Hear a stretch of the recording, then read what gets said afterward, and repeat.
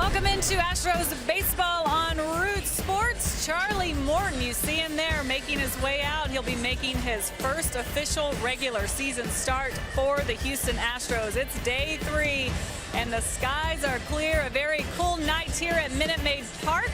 So the roof is open. It's a beautiful day for baseball and a beautiful night for tonight's matchup between the Seattle Mariners and the Houston Astros. They're a perfect 2-0 to start the season, but if you start talking to these guys and ask them how they feel, they don't feel like they're perfect yet. But that is what they're striving to do each and every day this season. You know, falling short last year. Didn't sit well with these guys. Just a few games of the postseason. Started thinking back. What can we do different? How can we get back to the playoffs? Well, skipper AT HOU had a meeting with his team the very first day of spring training. Right before that first workout. And preparation was a word that they all heard several times. It's a word we'll all hear as the season goes along. This work that they need to put in starts well before the first pitch is thrown every night. What's it going to take to gain the extra 90 feet? How can this team go from good to elite? The talent is there in all 30 teams, but how do you separate yourselves from the pack? That's the message this year. It was loud and clear, and the goal, the immediate goal for this team was to get out to a good start, get out on the right foot. They remember how tough it was to bounce back from a really rough first month last season. They're 2 games in, and there's still a long way to go, but they're heading in the right direction. Like I said, Charlie Morton on the mound. Todd Callis, Jeff Blum will join you from the booth in just a few minutes. Stay right there.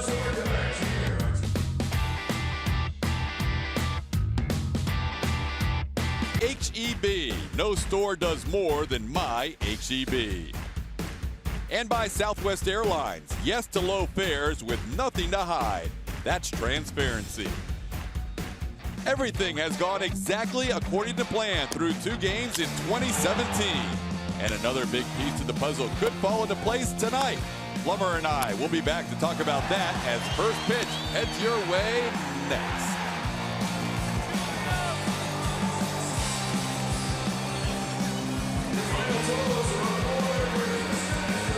Season so far so good. Houston starting out 2-0 against the Seattle Mariners. Todd Callis alongside Jeff Blum. When you look at the first 2 games, Plummer, only 5 runs scored offensively, but that's been enough because the pitching has been stellar. Pitching's been great, and it was kind of interesting talking to AJ about how that game went last night.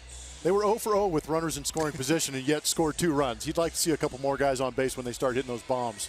1 run allowed in the first 2 games. That means the starting pitching has been on point. It's been extremely good. And there were a lot of questions about Dallas Keuchel, how he was going to come into this season, but spring training went well for him. And then we saw him achieve what he wanted to do in opening day. He wanted to put on a great performance. He did with the arm, and he also did with the glove. He had great defense behind him, but he did a good job of getting that ground ball when he needed it. Lance McCullers backed him up. There was a lot of questions about him and how he was going to go out there and handle it. And he actually had a lot more adversity to deal with than Dallas Keuchel did. There were some errors behind him, some balls that weren't hit very hard that ended up being hits, but he was able to pitch around damage. Tonight we have a chance to see Charlie Morton tonight.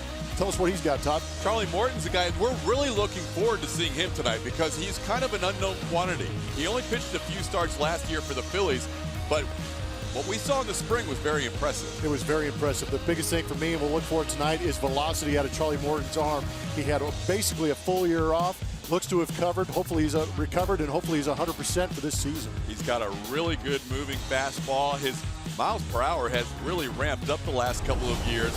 And for Morton, he'll make his first start tonight for the Houston Astros. It's also his first start ever against the Seattle Mariners, so a chance to face a team that really doesn't have the book on them per se, as the Astros take the field. And there is number 50, Charlie Morton, who will make the 3rd start of the season for the Houston Astros. He has a lot to really look forward to this season after what was an outstanding Grapefruit League season.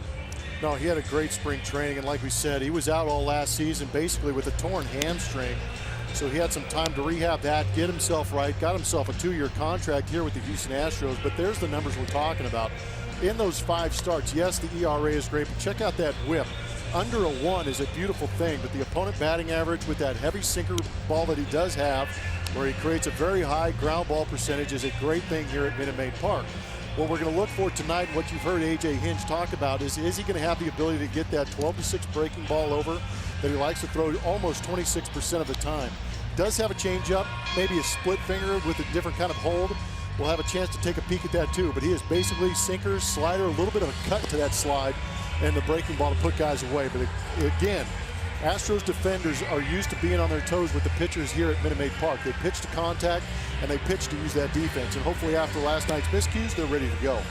Mariners have the same 9 in the lineup for the 3rd straight day. There's a little bit of a change at the bottom in that Jonas Martin will be the 9 hitter as he and Gerard Dyson will offer some speed at the bottom half. Gene Segura, the only guy with really many at-bats in his career against Charlie Morton coming over from the National League. Mitch Haniger, Robinson Cano, Nelson Cruz, Kyle Seager, Danny Valencia, and Mike Zunino, the rest of the Mariners lineup for the former Astros catcher Scott Service in his 2nd year as the skipper in Seattle. Beautiful night here tonight at Minute Maid Park in Houston. The coolest night so far of the first 3 games. 73 degrees, 30% humidity. There is a wind factor. We'll see if that plays inside Minute Maid Park tonight. A 23-mile-an-hour wind from the northwest. And Charlie Morton throws his first pitch as a Houston Astro, and Segura swings through it, 0-1. Mentioned Segura has faced Morton a bit in his career. He's only 3 for 22 lifetime against Charlie, including 0 for his last 9.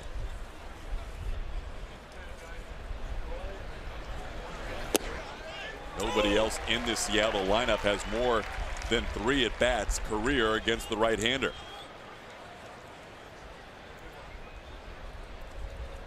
See those numbers? Morton has had the better of them. When Charlie Morton's on, he gets a lot of ground balls, tries to shoot the corner outside, and no chase from Segura at 1 and 2.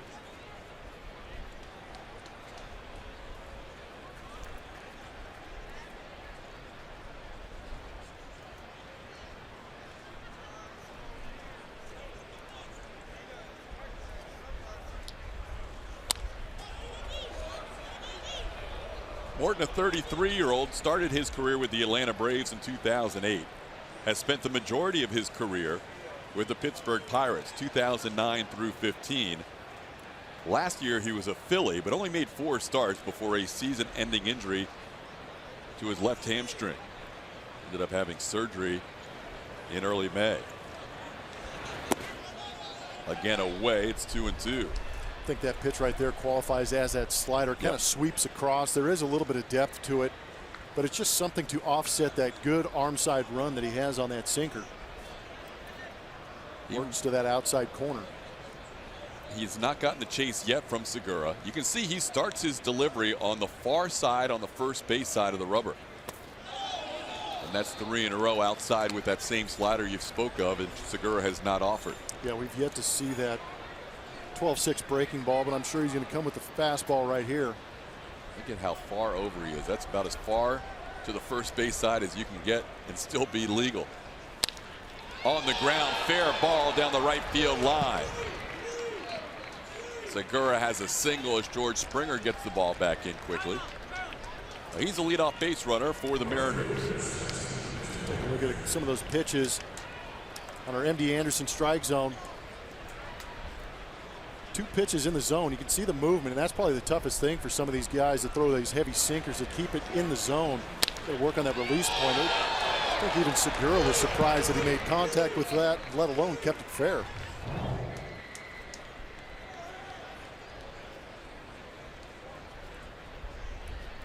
Mitch Haniger, the batter. See his numbers last year with the Diamondbacks. Number 2 hitter for the 3rd straight night in the Seattle lineup. Haniger and Segura coming over in an offseason trade. Ketel Marte and Taijuan Walker going from Seattle to Arizona.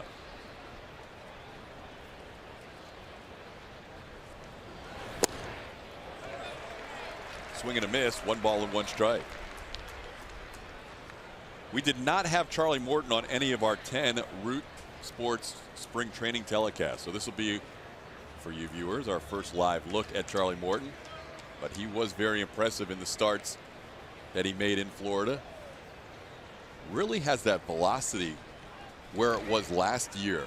And that velocity last year as a 32-year-old was higher than it had been at any point of his career.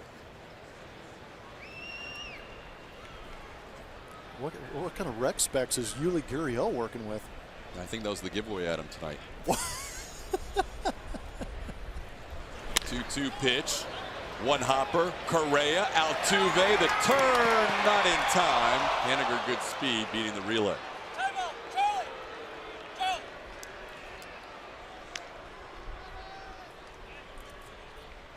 Pretty good effort up the middle.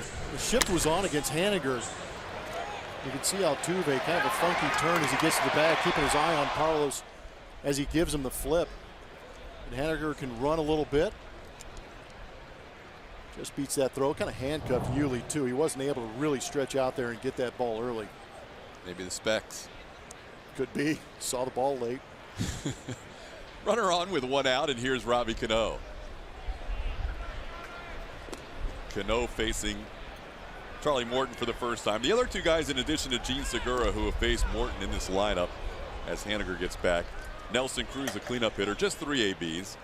And Gerard Dyson, the number 8 hitter, with 2 ABs. So advantage Morton tonight as he goes through this lineup for the first time. Been in the National League his entire career.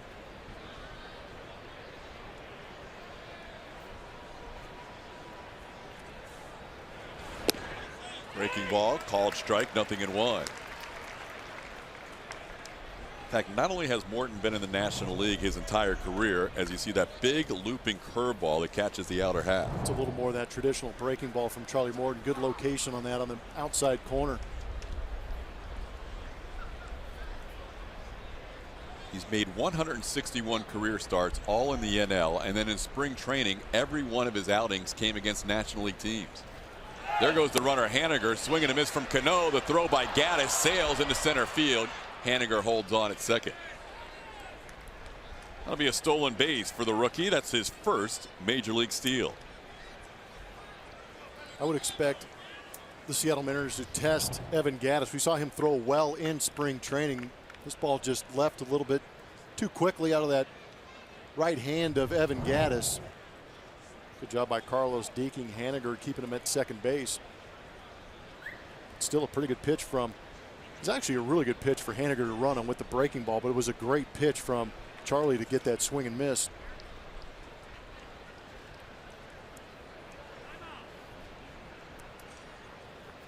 Last year, Gaddis threw out almost half the base runners that attempted to steal on him. He caught 13 out of 28, 46.4%.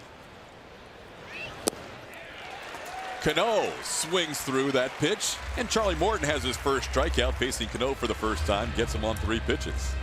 Let's take a look and see who's playing behind Charlie Morton today. Out in the outfield, you're going to see that defensive outfield. A.J. Hinch lights, Reddick, Marisnick, Springer across the infield. The usual suspects with Bregman and Correa on the left side, Altuve and Gurriel on the right. And you already had a chance to see Evan Gaddis working with Charlie Morton behind home plate. Brian McCann started the first 2 games behind the dish. Really worked incredibly well with both Dallas Keuchel and Lance McCullers.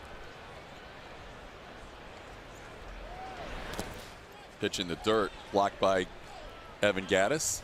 This is what I'm talking about on that stolen base. The ball well over Correa's head, but on our Mattress Firm Supermo, you have a chance to see how he kept the glove on him, even without the baseball. That tells the base runner that he might have the ball in his glove, keep him close. A little part of the game being played out there. But it was a good job by Haniger looking to center field just to see if he can see the ball. Broken bat, Altuve in the shift to his right, throws off balance, perfect strike, and that'll do it for Seattle in the first. 1 hit, 1 left on. Astros come to bat in the bottom half.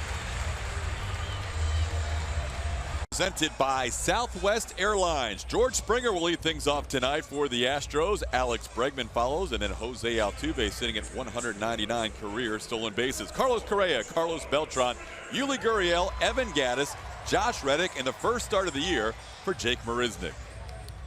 That lineup's going to match up against left-hander James Paxton. He is a 28-year-old left-hander for the Seattle Mariners. Used to have that high prospect label on him. Now they're trying to get him to go deep into these seasons. Last year against his career against the Houston Astros, he's 1-2 with a 4.2 or 4.88. But in his career, he has limited right-handers to a 240 average, but left-handers hitting over 300 against him. Kind of an interesting number. He's a power arm, throws in the mid to high 90s. Also has a slider, curve, and a changeup. Starts out George Springer with a fastball. Springer has a couple of home runs in his career against Paxton. Apo Taco nice when these guys provide a little bit of velocity in the zone for you. You have Springer's pop, you can go anywhere. One at Seattle was in middle of July. The other one in late September, final start of the year for Paxton. He's ahead of Springer, no balls and 2 strikes. George does have 10 career leadoff home runs, including one this season to open up. Opening day, ground ball to Segura. He makes the play for the first out. You know, Paxton's kind of an interesting guy. You mentioned they want to see him go through a full season. He has not been healthy for a full year, but if he is, a lot of people in Seattle feel like this guy could be as good as their 1 or 2 starters. Yeah, they've been anticipating having him for a full season. He has that kind of stuff. That fastball in the mid to high 90s is a beautiful thing, but he also has the off-speed pitches to back it up. Seen some highlights of him pitching in the last couple of years, taking 2 hitters deep in the ball games.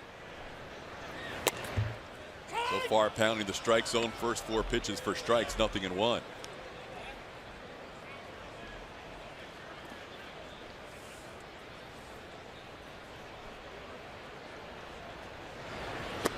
Last year for Paxton was his best ever in terms of first pitch strike percentage, 62.4%. Walked 2 or fewer in 19 of his 20 starts. So he's a guy that's really learned to command the zone as he's grown up in the big leagues. Bregman fouls one away. It's 1-2. You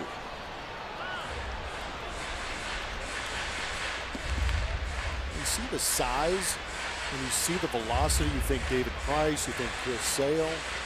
But you can see when that fastball is in the zone, the opponent average against it is 316. So they have a tendency to pick that pitch up good. In the air, foul and out of play.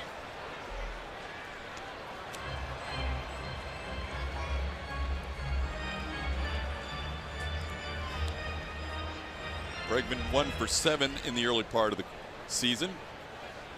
Making a start in the 3rd straight game as the number 2 hitter. That's in the dirt. How about the guys that aren't in the lineup today? Brian McCann, home run to left field last night. Marwin Gonzalez, home run to left field last night. We're good. What have you done for me lately? Right, we're good. Thanks, guys. Appreciate it. We had a special name for a manager that would do that. We call him the cooler. 3 balls and 2 strikes to Bregman. Just when we were talking about Paxton's control, Bregman has a full count. And there's ball 4. There you go. 1 out base runner for Alex Bregman and the Astros. When you think about the first 2 games of this series, and all we talked about leading into the series was offense, offense, offense. And we had a total of 6 runs in 2 games. No, we got to give a little credit to the other side. There is going to be good pitching around the league that can't stifle this Astros lineup. But I also like the fact that we saw the first game, the top portion of the order did a very good job. The bottom portion did the job last night. But it's going to happen. You're going to run into good pitching every once in a while. But I think these guys are going to be able to make the adjustment. I think you see the camaraderie between these guys. There's going to be a lot of conversations on how to beat these pitchers. Jose Altuve swing and a miss, 0-1. It's nice when your offense isn't clicking on all cylinders to be 2-0. That's where the Astros are right now. Yeah. 4 solo home runs and a sacrifice fly. Well, isn't that a perfect world where your offense can kind of sputter a little bit, but your pitching picks them up in those tight ball games? So later on in the season, you're hoping these guys score maybe 7 or 8 runs to pick up a 5-run earned run night for somebody. No doubt about it. A.J. Hinch very confident that this offense will produce. May even come as early as tonight. But they'll take 2 wins, and thanks to Dallas Keuchel, Lance McCullers Jr. and the rest of the bullpen. 1 run allowed in 18 innings. You have to go back to 1979, the last time an Astros team pitched 2 games, only allowing 1 run in the first 2 games of the season. Wow. J.R. Richard won 2-1, and Ken Forsch won 1-0 against the Braves. How about those 2? J.R. Richard? J.R. The number? Oh my gosh, that's unbelievable. So Keuchel and McCullers match what J.R. and Ken Forsch did. 1-2 pitch in the dirt, gets away from Zunino, and Alex Bregman moves up. That was a nice aggressive base running move. I'll be curious if they give him a stolen base on that. He got such a good jump. They actually gave it a wild pitch with that ball being in the dirt, but he got it a great jump. That gives you an idea of a guy who is out there. Watch the secondary. He is anticipating ball in the dirt. And that's great. With the left-handed pitcher, it's going to be tough to steal those bases, take advantage of that ball in the dirt.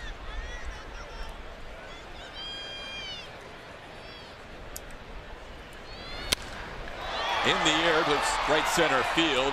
Going back on the play is Haniger, right in front of the track, makes the play. The ball struck pretty well by Altuve.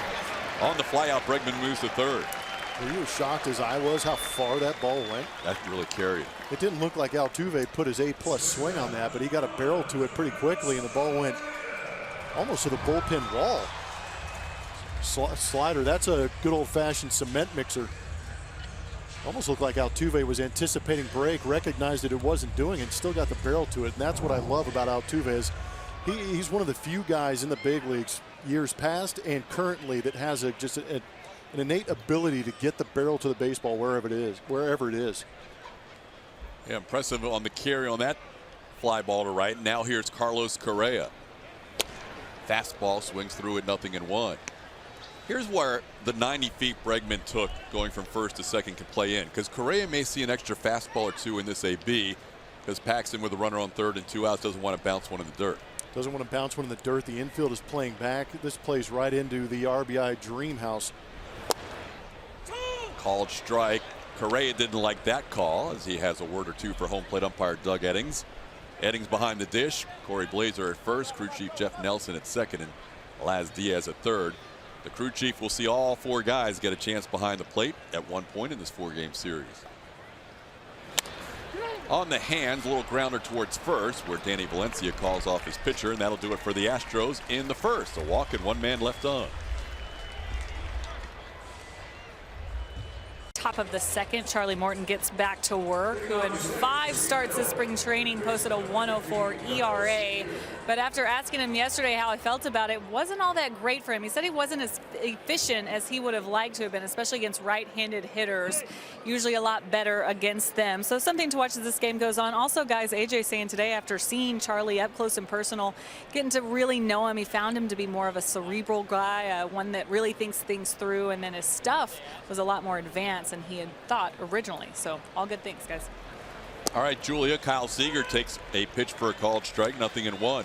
And Julia, you got to learn a little bit about Charlie Morton too. He seems like an interesting interview where he's very honest, right? Very honest. Almost catch you off guard honest. No, really interesting to talk to though, because he is so honest. And like I said, how'd spring training go? Thinking he had to have felt great. You know, coming off a year, we had some the injury issues, and then what he was able to do of what we were able to see, and then he was just, nope, that's not where I want to be. And so I like that about him. And so it'll be interesting to get to know this guy as the year goes on.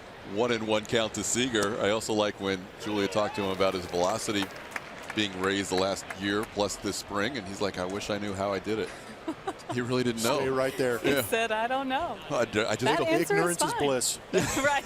That answer is just fine. It was. If you don't know, he's not going to make it up. He's ahead of Kyle Seager, 1-2 to start this second inning. And he goes with a high fastball, and it's out of play. Evan Gattis getting his first chance to work behind the plate tonight.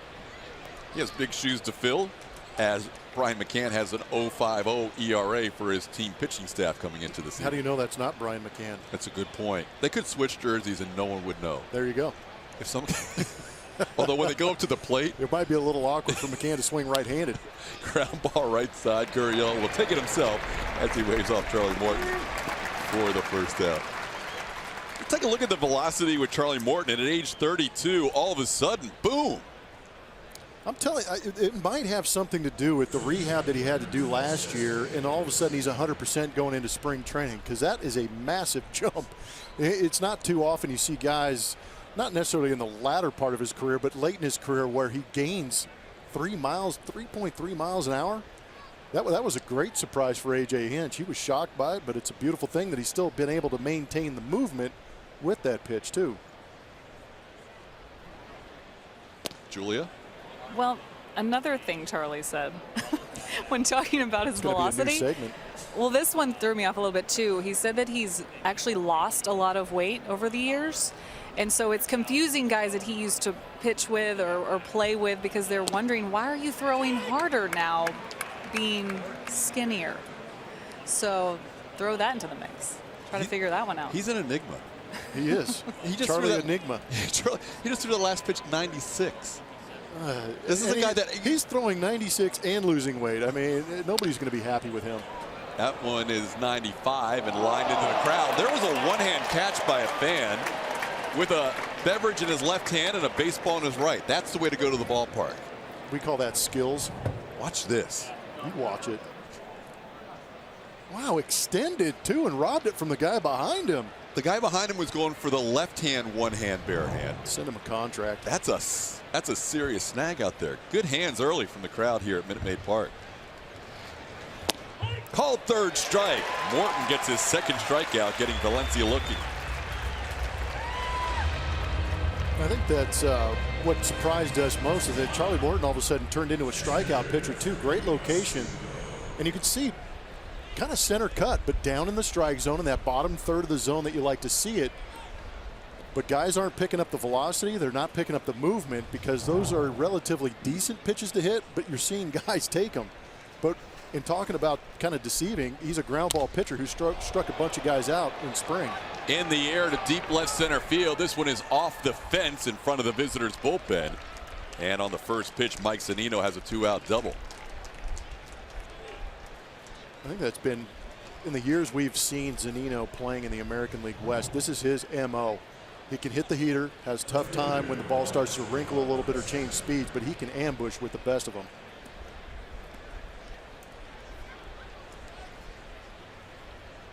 He's got a lot of pop. He really does. He puts on a prodigious batting practice. Double-digit home run seasons the last 3 years with the Mariners.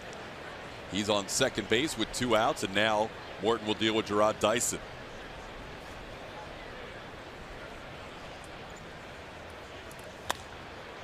In the air, foul into the crowd, 0-1.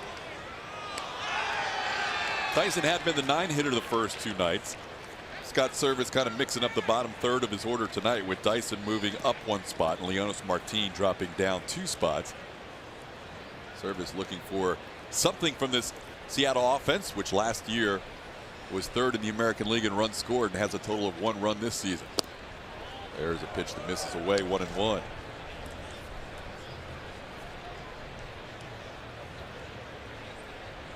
Yeah, you talk about that offense and their ability to score runs last year. We've heard Jerry DiPoto, he's talked about it in articles and said that he wanted more outfield defense. In the air, shallow center. Marisnik comes in. Correa goes out. It's the shortstop who calls off the center fielder. And that'll do it for Seattle here in the second. 1 man left on base. We're still scoreless. Dollar Dog Night. Really? That looks like a bowling night. That looks like he's got 10 pins there. Is there a limit? My goodness. Only 2 for him? Well, he said that was the second round. How about that? Dollar Dog Night. Take advantage Wednesday nights. Carlos Beltran swings through the first offering from James Paxton, 0-1. That was impressive. He had them all really under control too. Experienced veteran there. Yeah, that may have happened prior to tonight. Pitch upstairs. It's a ball and a strike. We were impressed watching James Paxton in the first inning with a ride on his fastball. It's good. Yeah, we call it ride. And as a hitter, you say the ball almost rises when they have a 4-seam fastball. Much like that one you saw right there to Carlos Beltran. Kind of explodes a la Roger Clemens, Nolan Ryan. These guys had big power fastballs. But essentially, he throws it so hard and creates so much backspin, which is another good spin rate type conversation. It planes out. It doesn't really dip. On the ground on the breaking ball, fielded by Seager. He throws across for the first out.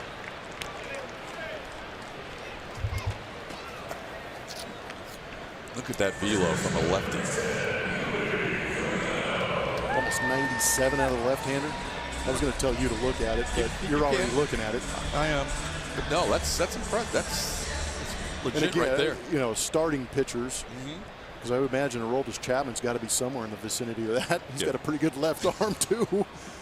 But how do these guys do that? I mean, that's a lot of left-handers. Back when I came up and started playing the game, but when I broke into the big leagues, there were not left-handers that came out that threw that hard. The only guy that did played for the Astros, Billy Wagner, and he was a freak.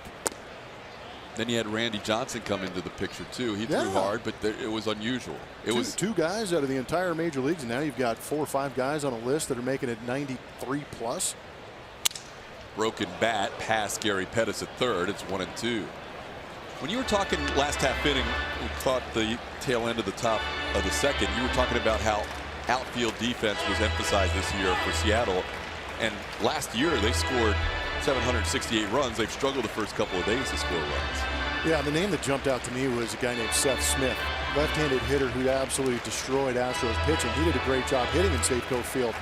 But there was an article that came out on ESPN.com where Dipoto actually said, and they do a lot of data analytics now with Dipoto in Seattle, and he said that they can offset the run production by being able to save runs. So they've emphasized on the defensive side. Gene Segura, one of the additions to the team in this offseason, makes the play from short, and there's 2 away.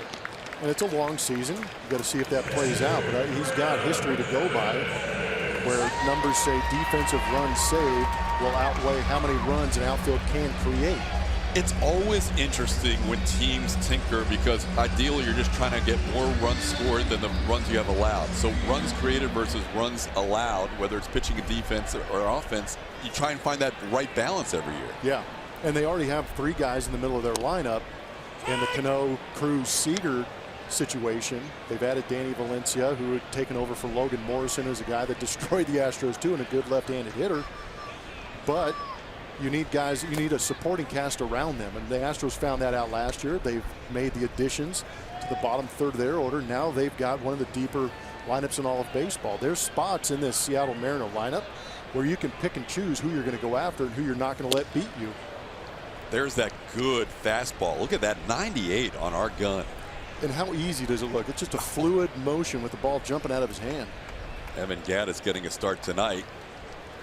Down to the count 1-2. Second straight night Gattis has started his first behind the plate. Zunino tried to bring that one in, but called a ball. It's 2-2. Astros looking for their first hit this evening. James Paxton has thrown 7 first pitch strikes in the first 7 hitters he has faced.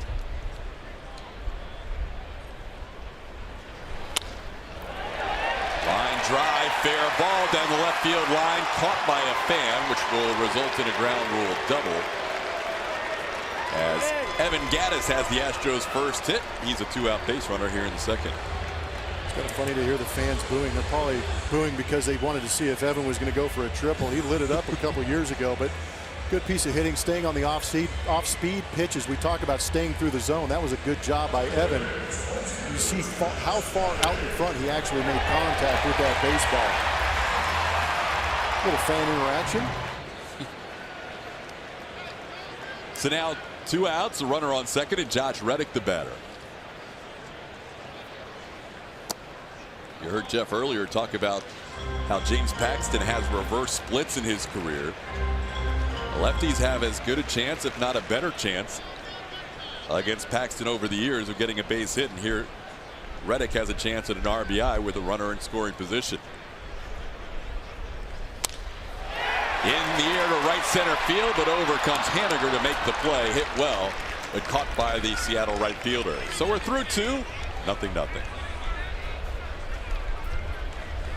Park, Mariners and the Astros. We are happy to be joined by Brianna Carbonell here in the booth. Senior Manager, Promotions and Events. Brianna, we have a big weekend coming up with the Royals in town, right? We sure do. We got a lot of really exciting things for fans, and we kick it off this weekend with our Big and Bright Friday nights. So kind of making Minute Maid Park the destination to be on Friday nights. So it starts with our Budweiser pregame. There's the fireworks spectacular that kind of caps it all off. But, you know, it's really the place to be on a Friday. You come to the ballpark when gates open at 5, and we kick it off with a Budweiser pregame happy hour. So a lot of really great drink specials over in the new center field area with our Budweiser Brew House and the Budweiser Batter's Eye Bar. That's really a cool place for people to check out the game or, you know, just enjoy a good beverage. And so we've got really good food specials there. So from 5 to 7, people can check that out. We've got a DJ there, so should be a lot of fun. And thank you very much, because I'm kind of new to Houston, for bringing out the welcome mat. Oh, yeah, anytime. Appreciate it. So 10,000 fans will get this welcome mat presented by Waste Management, and it should be a good kickoff to the season, right? It's in a home plate. Yeah, that's cool. Home plate shape. Yeah, exactly. I don't want to block your face No, here. we can do that. It's a better picture that way. Yeah, so it should be a fun giveaway for 10,000 fans here on Friday night. That one's actually pretty clever. Thanks. Home plate. You thought of that, right? I mean, you know. Yeah, a little bit to do with it, right? I had one or two things to do with it. So, Brianna, big and bright Friday nights are bigger and brighter than ever this year, Yes, absolutely. So another part of our Big and Bright Friday nights is, I mentioned the happy hour, but we also have our Stro Zone, which is a new fan section that we're kicking off this year. So it'll be every Friday night, and fans can sit in the mezzanine section and get a T-shirt and a foam H's hand, which is pretty neat. So, you know, Texas, a lot of the colleges have their kind of hand signals that they like to throw up. So Houston, H-Town has their own one. So we've created these foam hands to kind of get people into the H-Town pride. So, nice. Yeah, it should be a fun one. So you'll get that. You'll get that foam hand that you see here. Ground ball to Yuli Gurriel, who makes the play to Morton to get Martin for the first out in the third. All right, so here's our foam H's in the hand. Yeah, there we go. There you go, Blummer. So that'll be, there you go. Way better than mine. Way better than mine. I mean, it was perfect. And then I'm also going to show you here the T-shirt design for this Friday's section. Now, this is cool because every Friday is a different T-shirt, right? Yep, every Friday will be nice. a unique T-shirt design. So this is the one for this Friday, and you know, if you look to the back, it kind of has the date stamp there. So Stro Zone, discounted ticket, $30 this Friday. You get this T-shirt, you get the foam H hand, and really a great experience up in the mezzanine. If fans want to get here early, right from work, the gates open as early as 5. Correct. And that's really when things start happening with the Budweiser happy hour. Yeah, right? absolutely. We got music, we got cornhole, we got giant Jenga. It's really going to be a cool destination for folks to check out, and they get to see the new center field renovations if they haven't come out already. DJ on hand? Yeah. Very cool. Complete with a DJ. Nice. So 10,000 fans get the Astros welcome mat. It's a big and bright Friday night. We have the Stros fan section. We have the Friday night fireworks. We have the Budweiser happy hour. That's all on Friday. That's just Friday. We're just getting started. What happens on Saturday? On Saturday, we have our Altuve Handshake Series bobblehead, which is a really unique bobblehead. We have it connecting to a Correa bobble that'll be given out on July 15th. But there it is there. 10,000 fans will get that. You know, want to showcase Altuve and Correa's personality on the field. They have that kind of signature handshake that they do, and so this one will Blummer, my model over here. High five, little fella. Yeah, that's exactly what that's going to look like. Yeah, It looks like him. I mean, you know, we try to do our best to make it look exactly like them. The bobblehead process is always a fun one. So. How so? Oh, you know, the details are interesting, and you only see a clay shape of them until they kind of get painted. And so you're hoping you've captured the features and you've gotten, you know, all the details when it comes to, you know, their leg shape and their uniform detail and their facial structure. How involved is the player in the bobblehead? They are not very involved, to be honest. You know, the details are the little things, but they the most matter. Important thing. Yeah. 27. There you go. There you go. There you go. And then make sure you're there for the corresponding Carlos Correa handshake bobblehead. Exactly. it. July 15th. So that's July gonna be 15th is the other date to keep in mind. And then Saturday will be the second start for Dallas Keuchel. Yep. So we're kicking off Keuchel's Corner. It's a discounted ticket, and then you get your T-shirt and beard like we've done in years past. So this is going to be a new T-shirt design that fans can enjoy for April and May. So there it is on the screen. Really kind of a fun play with a beard and a baseball, and you know, fans can come out and cheer on our bearded pitcher. I love that first shot. He's one of the few pitchers in MLB who you can see his shadow and know who it is. Yeah. That first shot was Very pretty true, yeah. That was pretty. And as Charlie Morton delivers the 3-1 pitch, ball 4 outside to Mitch Haniger, he's a 2-out base runner. And in addition to all of this, Brianna, center field has been widely popular so far this year. It's been really great, and hopefully our fans can come out and check that out throughout the season. But really, really neat opportunities for folks, and it's just a cool way to catch the game. You know, whether, like I said earlier, the Budweiser Batter's Eye bar that people can go up there. Torchies is new, and you know, who doesn't love Torchies in Texas and Houston really necessarily? So we're really excited to have Torchies here. We have Shake Shack, which is on the main concourse level, but really all of those areas you can check out and kind of get a new game experience. Other than Torchies, what's your favorite part about the new center field? I really like the Batter's Eye. You know, with the new ivy wall, I think that's really a neat addition to our ballpark. And you know, people can go up there. They can stand on the stairwell that wraps around that elevator tower that leads up to that really cool new Star H that we brought into the ballpark. So, you know, it's a much more kind of free-flowing space for folks to check out. Fans are definitely flocking to that area in the first 3 games of this season. If you want more information on the promotions that we've been talking about this half inning, go to astros.com/promotions. Tonight, as Robinson Cano chops one towards Morton, that's going to end the inning. Tonight's our first dollar dog night. That's been hugely popular. We already saw fans with their dollar dogs. Brianna, thank you as always for joining us. Thank you for having me. There they go. Dollar dogs by the dozens. Scoreless in the third. Between the Mariners and the Astros. And coming into 2017, you might have thought this lineup should be pretty much set, right? Well, not just yet. In 3 days, we've seen 3 different lineups for the Houston Astros. AJ saying that he promised himself that here in these first 3 games, he would get everyone in the starting lineup. Bullpen obviously a little bit tougher, but those guys are definitely dying to get in the games as well. But it's something that he learned last year and something that he's learned from years past. April can be tough, especially coming off that spring training. Guys who usually don't play every day are playing every day and getting their work in, and then having to go to the bench and maybe coming up and pitch hitting in a tough situation. So in order for these guys to feel good, get in a rhythm, he's trying to just get everyone out there, and so they'll have a smoother April, guys.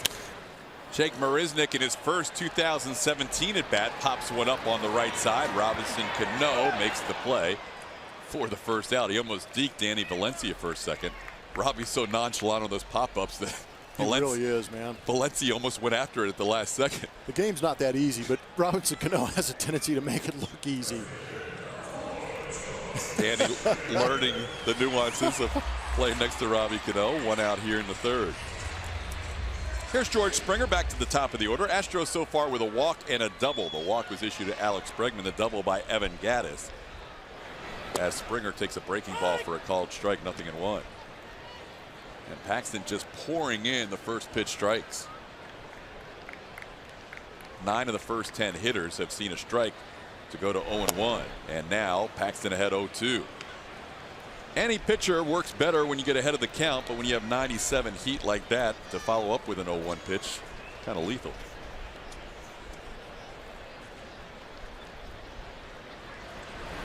And there's a fastball that misses inside, 1-2. Whew.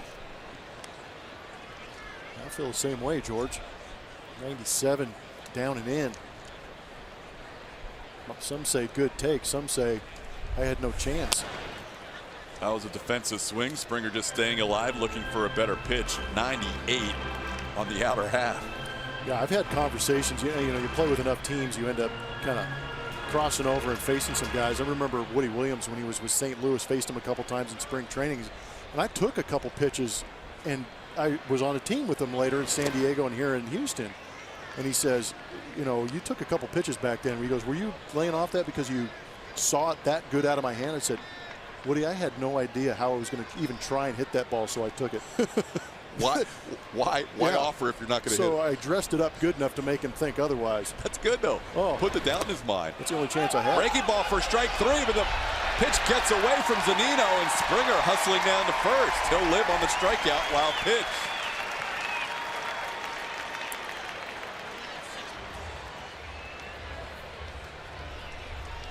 It's one way to get on against Paxton. Yeah, it's not pretty, but you are on base. You are right. Pretty nasty slider down in the dirt. As George recognized it, kicked away, and Zunino had no idea where it had gone. Seized the opportunity and took off. That shot from our low camera showed that ball actually hit off the front of the plate and kind of skidded back to Zunino. Yeah, you try and do everything you can as a catcher, but off the front of the lip like that, there's really nothing you can do. Pitch down low to Bregman, 1-0. So strikeout, wild pitch, runner on first with 1 out.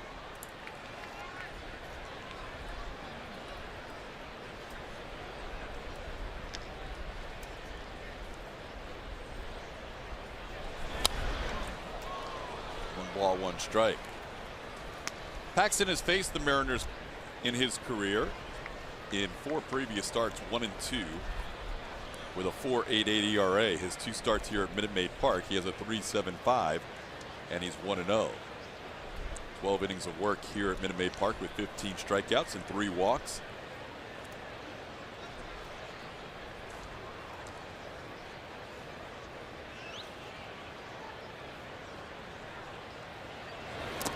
In the dirt, picked nicely by Zunino, and the former Florida Gator getting his workout in tonight. 2-1 to count to Bregman.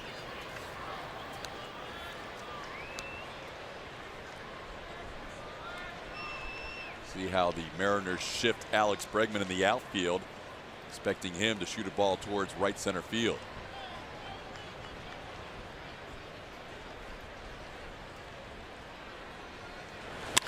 Instead, he pulls it down the line.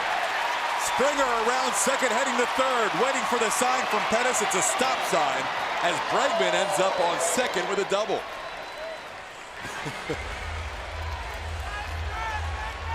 Ball bounce off George. That might have been a heck of a play, a la Reggie Jackson, huh? George is telling the opposing dugout, you can't hurt me. Great piece of hitting right here. Fastball in that inside corner, 95 miles an hour. Gives you an idea how short and quick Alex Bregman's swing is. Turning on this pitch, yanking it down that third base line. But the Astros taking advantage of the opportunity with George Springer on base, getting him all the way to third base. Now you got your big boys coming up. Jose Altuve with a runner on second, a runner on third, and 1 out. Altuve flied out to right to the warning track his first time up. A little bit late with that swing. It's 0-1. Supermo throw coming in. George didn't realize it. Almost ricocheted into a run scored. Hope he's okay.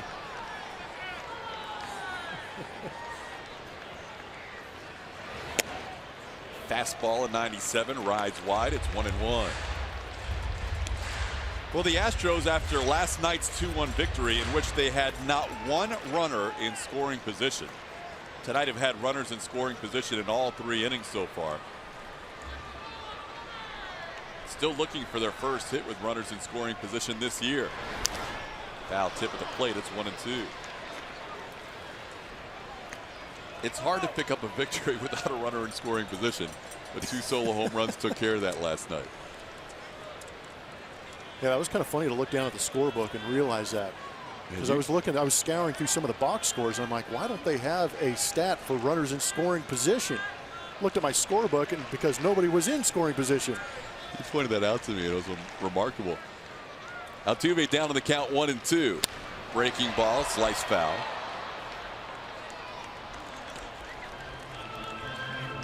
Altuve was one of those clutch guys that they loved having in that 3-hole, and this is why. That is a crazy number, and it's second in Major League Baseball, but that 372 average is a beautiful number, and to be expected from a guy like Altuve. He's heavy on the contact side, and he's heavy on getting base hits. Fighting off the fastball there. It stays 1-2. Paxton has faced Altuve 13 times in his career. Altuve 3 for 10 with 3 walks. Astros trying to jump on the board first tonight. Coming off a 3-0 win in the home opener, a 2-1 win last night. They have never trailed in this series.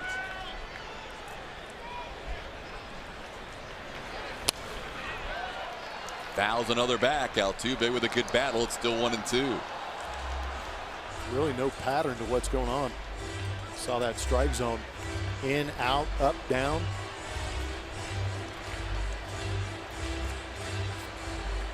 Last at bat, you talked about his ability to put the barrel on the bat wherever, put the barrel on the ball wherever the pitch is, and he's been challenged this AB. Sure has.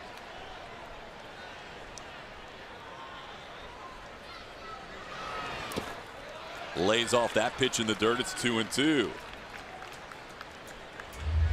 Such a tough spot for Paxton to be in. You're facing Jose Altuve, 2 batting titles in his career. The number we just showed you, 372 with runners in scoring position. First base is open. You make a mistake, he hammers it for a 2-run base hit or a home run. If you happen to put him on base, look who's waiting in the wings. And he's given Altuve his best stuff in this AB. Yeah, he has. And Altuve's fouled off some good pitches to get to 2-2. Now it's a full count. Jose Altuve. That might have been that rare changeup from Paxton. He's reaching back into the arsenal to try and create pitches to get Altuve to chase. Very rarely throws that change, but he had shown him everything else. Yeah, why not? So now the count's full. And after battling back down in the count the whole at bat, now Altuve may see something to hit with runners on second and third and Correa on deck.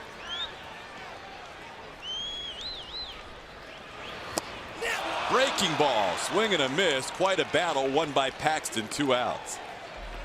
Sometimes nasty wins, and that was a great pitch in a 3-2 count. Dangled it right out in front of that hitting zone just enough and just snuck under the barrel as he swung. That is not a happy batting champ right there at all. Well, that'll sit in his craw a little bit, but a good battle by Altuve. And now it's up to Carlos Correa. Try and drive in a run or 2 with 2 outs. Correa grounded out his first time up. He saw a lot of heat in that first at bat as Paxton worked ahead of him in that count. 0-2. Fastball off the inner half. It's 1-0 to Correa.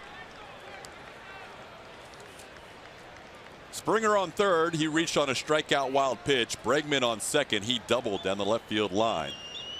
Astros have 2 hits. Both are doubles.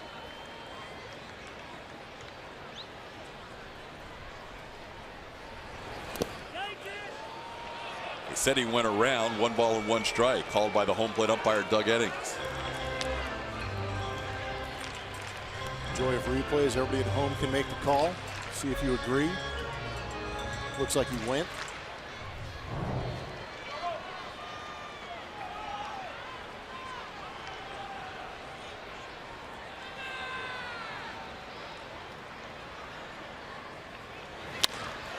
In the air to center field, sending Martin back. He's there in front of the warning track, and Leonis puts it away for the final out. So the Astros threaten but fail to score, leaving 2. We're still scoreless. Charlie Morton has been very good so far in his first start as a Houston Astro, picking up 9 outs, 5 via the ground, 2 fly balls, 2 strikeouts. So far he's allowed a single, a double, he's walked a batter. And he's spread those base runners out 1 apiece through the first 3 innings, getting Robinson Cano on a comebacker to end the 3rd inning. Here's a pop-up off the bat of Nelson Cruz in foul territory and out of play. 3 rows deep.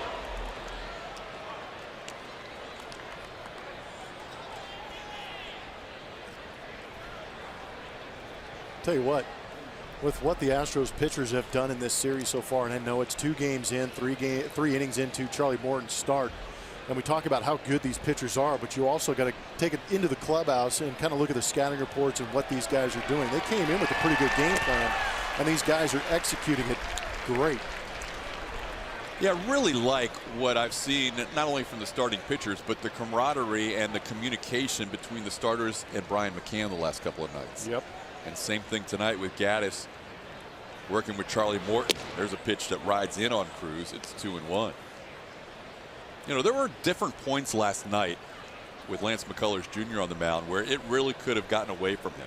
And it seemed like every time there was a moment of frustration, McCann was there to just kind of keep him on point and stay focused. Yeah, that's one of the things we talked about, that veteran leadership that was signed and brought over. And Lance McCullers, now that you're getting a chance to watch him, we've had a chance to watch him the last couple of years. He is a high energy type guy. He is a passionate pitcher when he's out there, and sometimes you could see some of those things affecting him.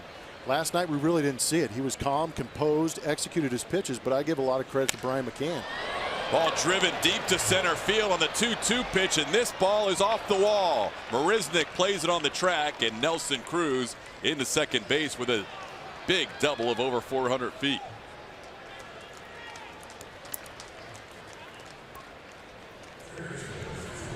Charlie Morton had a game plan up in the zone. You see up and in, but this pitch just flattens out. There was no tail on it. You know he wanted that pitch up out of the zone. Too good of a two-strike pitch to a guy like Nelson Cruz. He's not going to shorten up with 2 strikes and just try and put it in play. He's trying to hammer every time he's up there. So Cruz with a leadoff double. And now Morton will face Kyle Seager. Jake Marisnick has come in defensively in the first 2 games, but getting his first start tonight, so his first chance to really roam around center field and not worry about Towles Hill anymore. He's one of the guys that can cover it, but I'm sure he's happy not to be able to, or not have to go up the hill. This ball is sent into shallow left where Josh Reddick puts it away. And a new position for Reddick this year, as he has played mostly right field throughout his Oakland A's career. Getting a chance to play a little more left field this year. He'll play both the corner positions. He will. And then talking to AJ, Josh has been more than open to helping this ball club out any way he can. And if that means moving to left field, he said he's going to do it. How big is that out of Kyle Seager, by the way? That's a big out. Big out. He doesn't move the runner. And you have 2 right-handers coming up in Valencia and Zunino, with Leonis Martin moving from that 7 position down into the 9 hole.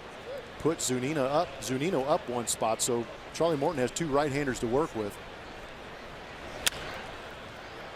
The other thing with Reddick, as he put that ball away for the big out you talked about from Morton to Seager, is with that arm and left and a short porch, yeah, there's very few base hits to left that will score a run from second with him out there. And that seed has been planted in the third base coach Manny Acta. He knows that anything to this outfield right now, the way they're set up, you're going to put both hands up and have those guys settle in and just go 90 feet at a time. What you were talking about with the outfield arms, a lot of red. Yeah, we've seen a lot of red lights with these guys. Josh Reddick mixes in nicely. This is basically 3 guys that could play center field if they had to, but they also have a great ability to get to the ball quickly, and they come up firing. They have a lot of velocity and able to locate whatever base they want to go to. Line drive caught by Springer, and he gets the ball back in. George may have momentarily lost that ball, but he stayed with it for the catch for out number 2. Another big out. That's impressive. George has a lot of experience in right field here at Minute Maid Park. This ball was hit on a line to right field. And with the height of this stadium and where the lights are at, those low line drives, the lights come into play. But George, with the experience out there, allowed him to hang with it. He's not happy about it, but he's making the play. And he made sure to get the ball back in quickly. Nicely done by the Astros right fielder to keep this game scoreless. And now with 2 outs, a breaking ball for a called strike to Mike Zunino. Yeah, it's not going to show up on your highlight reels, but everybody in this ballpark and everybody at home watching understands how tough a play that actually was. When you saw those red lights on our outfield arms, that means don't run, and you don't always see 3 across like that. The left fielder generally, as you take a look at, you've seen no-look passes, but no-look catches. That's pretty good.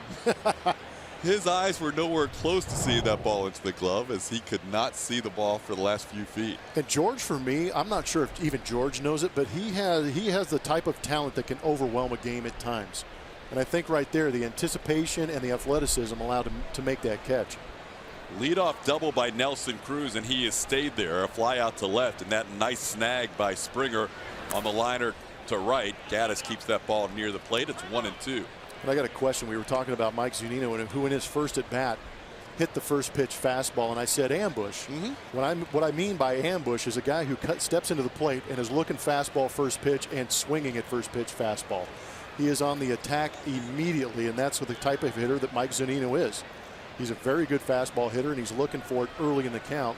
And when they hit that first pitch fastball, that's what I mean by ambush.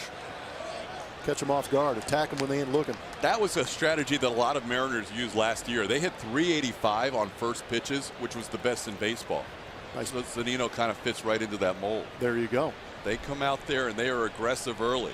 But that can also work against you if you're aggressive, as we've seen Dallas Keuchel and Lance McCullers get some swings and misses the last couple of nights. Slow chopper, left side. Carlos Correa comes in and makes the play.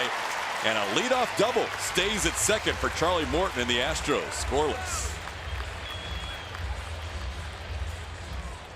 Take a look at our Chevy Stroh poll tonight. It's our, well, we've been final for farewell to Talus Hill tonight. With this particular Stroh poll, we're asking you which play is the signature moment for Talus Hill. Was it 0-2, Lance Bergman's great, it's so much better than great, grab that he had? That was awesome. Or was it Richie Sexson hitting the flagpole?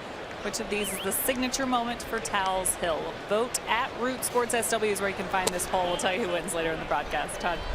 All right, Julia, two interesting plays for sure as Carlos Beltran takes a pitch away. It's 2-0. Yes. Beltran grounded out his first time up. You had a good view of that, Richie Sexson. I was going to say, if we had a chance to look at that Richie Sexson play again, just watch how late the second baseman was on the relay. I was watching in admiration because that ball was pummeled, and all of a sudden it hit the pole, came straight back in play. 3-0 pitch, green light for Beltran, and he misses. 3-1. I like it. Let it eat. Let it go. Carlos Beltran, 3 of his last 5 against Paxton in his career. I don't know you're a big fan of Frozen.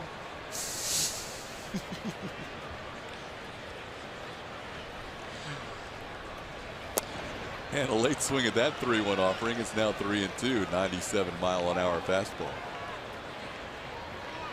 Well, I don't think you would have been, and we are going to get a chance to see that play again. I don't think you would have been the only second baseman late on the relay. Oh, nasty breaking ball. After falling behind 3-0, he strikes out Beltran on the next 3 pitches. Here's our Stroh poll tonight. Julia mentioned the signature moment for Talus Hill. I think the reaction on this makes it a winner right there. He surprised himself, but this is that bomb. Wade Miller on the mound. Richie Sexson tattooed that halfway up that pole. Adam Everett, perfect placement on his relay, just lacking the double cut. But even Adam was kind of jogging out there. It was more of a show. Like he didn't think he was really going to be in the rail. Right place. Yeah, but he really didn't think he was going to be a part of a relay there. and that ended up happening. 0-1 pitch to Gurriel is down low for a ball. It's 1-1. That was quite a shot. That was quite a shot that did not leave center field. Gurriel into left center field, but Martin covers a lot of ground out there and puts it away for out number 2. There's that outfield D that DePoto was talking about. Leonis Martin, a part of that outfield last year, but he does cover a lot of ground. So 2 outs, nobody on. Bring up Evan Gaddis. Gaddis doubled his first time up. And according to most Astro fans, Brian McCann's twin brother. Fans loved that last night. They did. They ate up that shot of those 2 guys next to each other in the dugout, which was actually amusing because there is striking resemblance between the 2 catchers on this team. And you are going to see those guys next to each other a lot, both catchers. But obviously there are other similarities between the 2. Fouled out of play. It's 1-1. And I don't mean the uniform. There's Brian McCann getting a night off. We mentioned how well he has worked with catchers with the other pitchers the first 2 nights, and it's no secret this guy really went to work in the offseason as soon as he knew he was heading to Houston, as Gaddis sends the ball to right for the final out. So a 1-2-3 inning for James Paxton. He's now retired 5 straight. Score between the Mariners and Astros. The Coca-Cola Value Nights package scores you a game ticket, hot dogs, soda, and popcorn, all for just $18. Get one of the best bargains at the ballpark for select Monday through Thursday games by visiting Astros.com/Coke Value or call 1-877-9-ASTROS. Another beautiful night this week has been filled with gorgeous nights here at Minute Maid Park. Tonight, the coolest of the 3. The fans enjoying the sights and sounds from Torchy's Tacos deck and also the Budweiser Brew House. as Gerard Dyson takes a pitch outside from Charlie Morton to start the 5th. Morton, and you heard Julia talking about earlier in the game, wanted to be more efficient with his pitches. 15, 13, 15, and 14. We're consistent. That's solid. Man, that's impressive. And especially after that leadoff double last inning to Nelson Cruz, worked out of that nicely. Now it's 1-1. When the Astros looked at the standings this morning after 2 games, they were pleased to see that they were one of 2 American League teams that are 2-0, along with the Cleveland Indians. And one of the 2 0-2 teams so far this year, in addition to Seattle, obviously, are the Texas Rangers. That could not have started out better for Houston. Especially considering last April. Yes, 7-17. It was 7. Think about that. A month with just 7 wins. It was That's a incredible. much bigger hill than Taos Hill they had to climb after that month. There's a called strike, and Dyson said, no way. I might be in agreement with Dyson, but I love the fact that Charlie Morton got this call. Evan Gattis doing some work back there, framing it up. Nice. There's framing, and then there's that, framing that pitch. Now Dyson has to swing at anything around the knees as he got that last call against him, 1-2. He chases that into center field, and Marisnik makes the play for the first out. Julia, what's going on? Oh, you guys are going to be jealous. Oh, man. Shake Shack is not only in Houston, it is in Minute Maid Park, part of the center field renovations. People can come. You'll have to wait in line for a while because it's a pretty popular spot. But Shake Shack is here. Look at this beauty Shack burger that I have. The fries are pretty good too. They have the frozen custard, but they have an Astros blast. So signature Astros shake. You got to get on that. Oh, Guys, have you been out here? I've been on it. They gave us a tour. Of course you have. It was funny. They gave us a tour, and everybody took the escalator going up to a different mezzanine or whatever it was. Guess Yes, who that was stuck me. behind and went to the Shake Shack? Yeah, thanks for sharing. No chance. Deliciousness, though. Great burgers. Very good. But this is really cool. I have a feeling some people are coming to this ballpark just to get in line here at Shake Shack. They love this place. Is that just for It's not local. You know, this is a very New York thing, but we'll bring them in. They're part of the family. Shakes are phenomenal too. Is that just for show, or is that going to be devoured? No comment. Oh, we know Julia. I've already had dinner, but that won't stop me. 0-2 pitch is sent into right field for a base hit. And fans are loving their Torchies and loving their Shake Shack out there, part of the center field area. You had a double, right? No. No, Blummer. No, he's throwing me under the bus. Yeah, there's a what is it? A steak? No, what is it? Stack burger. Yeah, I have the Shack burger. That's the stack burger. but you can double and triple up on that thing. I only went halfway to the double, but it was worth it. Yeah, this one's got cheese on it for sure. Nice. Well, if we don't see you for a little while, we'll know where you are.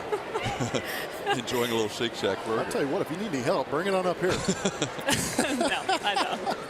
It's not that big. I can handle this little small burger. You guys know I can eat. Yes. It's impressive. We can always go to the tape if we need to, too, to prove that.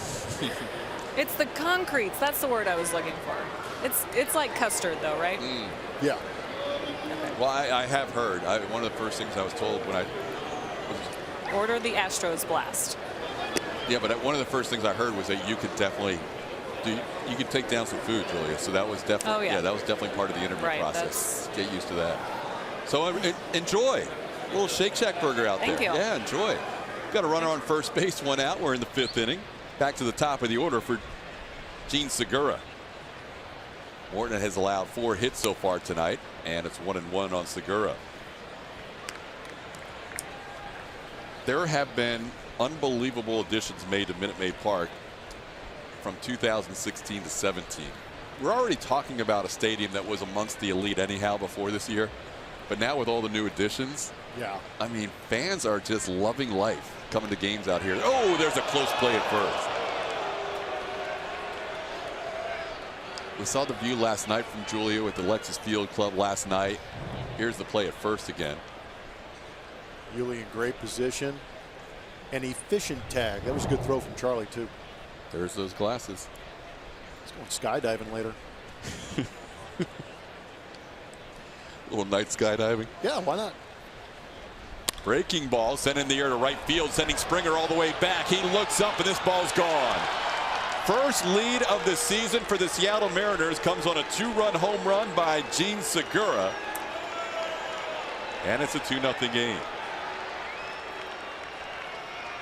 It's kind of interesting because Segura didn't really bail out, but he let that ball get deep. Watch it on the replay. Breaking ball. You can see that front hip kind of bailed a little bit, but the hands were staying back, and he still drove through it. Just about 3 rows deep over that right field wall. This ball sent in the air to center. Shallow. Marisnik comes on, and he makes the play for out number 2. So Seattle, after being shut out the first night, scoring 1 run last night, they get on the board with a 2-run home run by Jean Segura and lead for the first time in this series.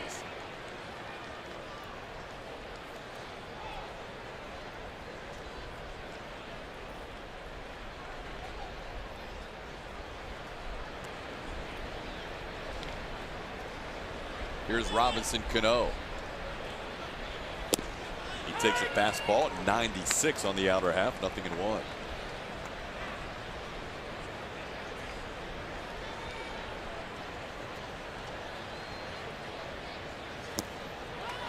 And he's ahead 0-2. Morton put Cano down on strikes, his first at bat on 3 pitches. See Charlie up to 70 pitches tonight, working with 2 outs in the 5th.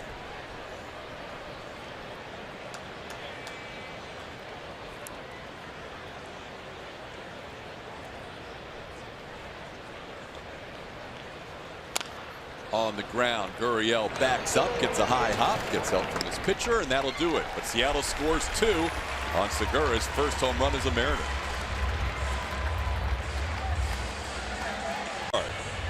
Has to do with left-handed hitters here at Minute Maid Park. The one we want to have you look at is there in left field. 24 home runs. That is to the opposite field. That is the most in Major League Baseball since 2015. You can add 2 more this year to make it 26 if you want to, but left-handed hitters are not afraid to go the other way here at Minute Maid Park, because if you elevate on a line, good chance you get into that Crawford box. We saw 2 of them last night. Brian McCann and Marwin Gonzalez hitting from the left side. Josh Reddick takes a breaking ball for a ball. It's 2-0. Reddick hit the ball hard his first time up, lining out to right field.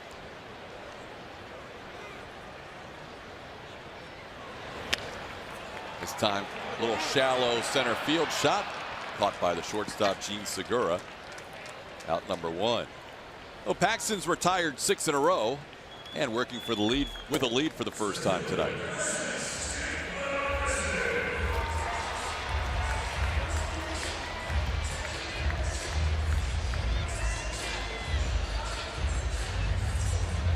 Jake Marisnik gets his second AB. Jake has played in all 3 games.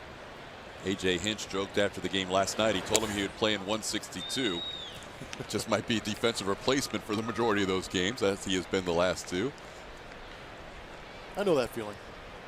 Coming in late for D. I would finish seasons at 400 at-bats and playing 150 games. It just doesn't add up. One of the toughest things to do has to be coming in late defensively. Yeah, you've got to be loose, you've got to be ready, and the baseball gods always find a way to have that ball find you. And you've got to be on game speed in a hurry. It's 2-1 to Jake. Jake, mine was with the Houston Astros a lot of those years, pinch hitting. So it'd be 1 AB, 1 AB, 1 AB in any given week. And now with the specialist out of the bullpen, it was usually 1 AB against an elite closer killer. Yeah. Those are some awesome ABs. Yeah, thanks, Skip. 2-2 the count to Marisnik. 4 for 10 in his career is Jake against the left-hander you see there, James Paxton. Chop towards third. Seager plays it on the second big hop, and Marisnik safe on the infield hit. No. Home plate umpire Doug Eddings puts his hands up and calls it a foul ball. Huh. Looked to me like Seager caught that right on the line. Be a good look at it. Colossal chop down that third base line. That's to the advantage of Jake.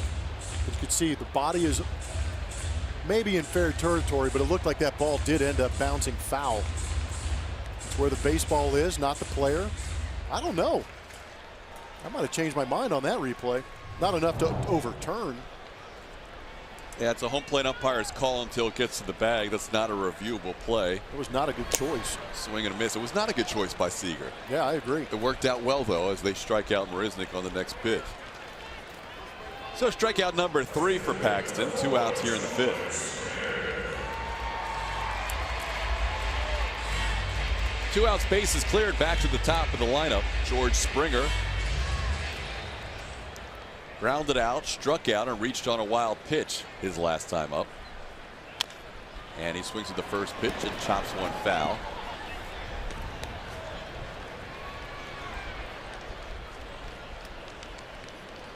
Paxton is a guy who has never fully stayed healthy for a full year. 2014 on the 60-day DL, strained muscle on the left side of his back. 2015 strained middle finger tendon in his left hand. Ended up making 16 combined starts that year. And last year, 20 starts at the big league level, 11 in Tacoma. Had a left elbow contusion, placed him on the DL. So last year was as healthy as he's been, still spent a short amount of time on the DL. Seattle looking forward to what he can do over a full 162. 1-2 pitch. Springer holds up, says first base umpire Corey Glazer.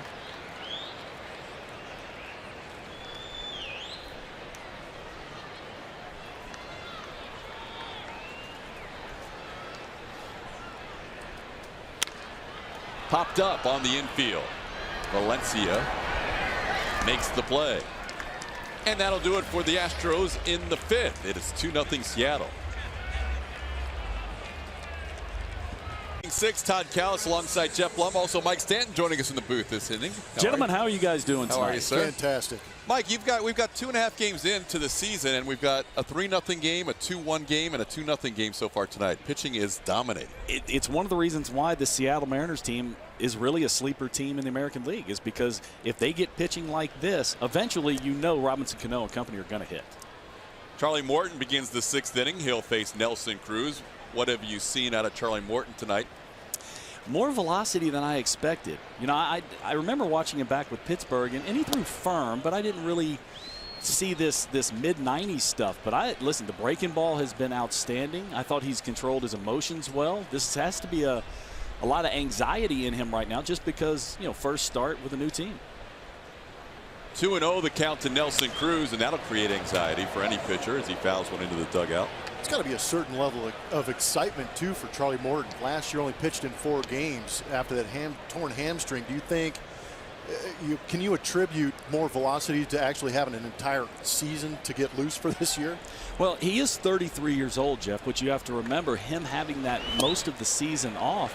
That arm should be fresh. Right. So it's not like you're talking about a guy that's been beat up over the last couple years. And how horrible does that sound? A torn hamstring. Have to have surgery on it. Yeah, that's not good. I've torn obliques, and that was miserable. I can't imagine tearing a big muscle like the hamstring like that. Oh. Cruz lays off. It's 3-2. Does he have an efficient enough motion for you to be able to maintain this velocity and this kind of command throughout the season? To me, he does. I like the way that he followed through. He's not going all over the place. The arm slot looks good. He's repeating that arm slot. And you know, this is just one of those guys that maybe has slipped through the fingers of a lot of different teams just because of the injuries that he's had. We've had actually a lot of questions about repertoires and like guys out of the bullpen maybe can get away with 1 or 2 pitches. Talk about how important it is for a starting pitcher to have 3 to 4 pitches that they can throw for strikes consistently. Have to have 3.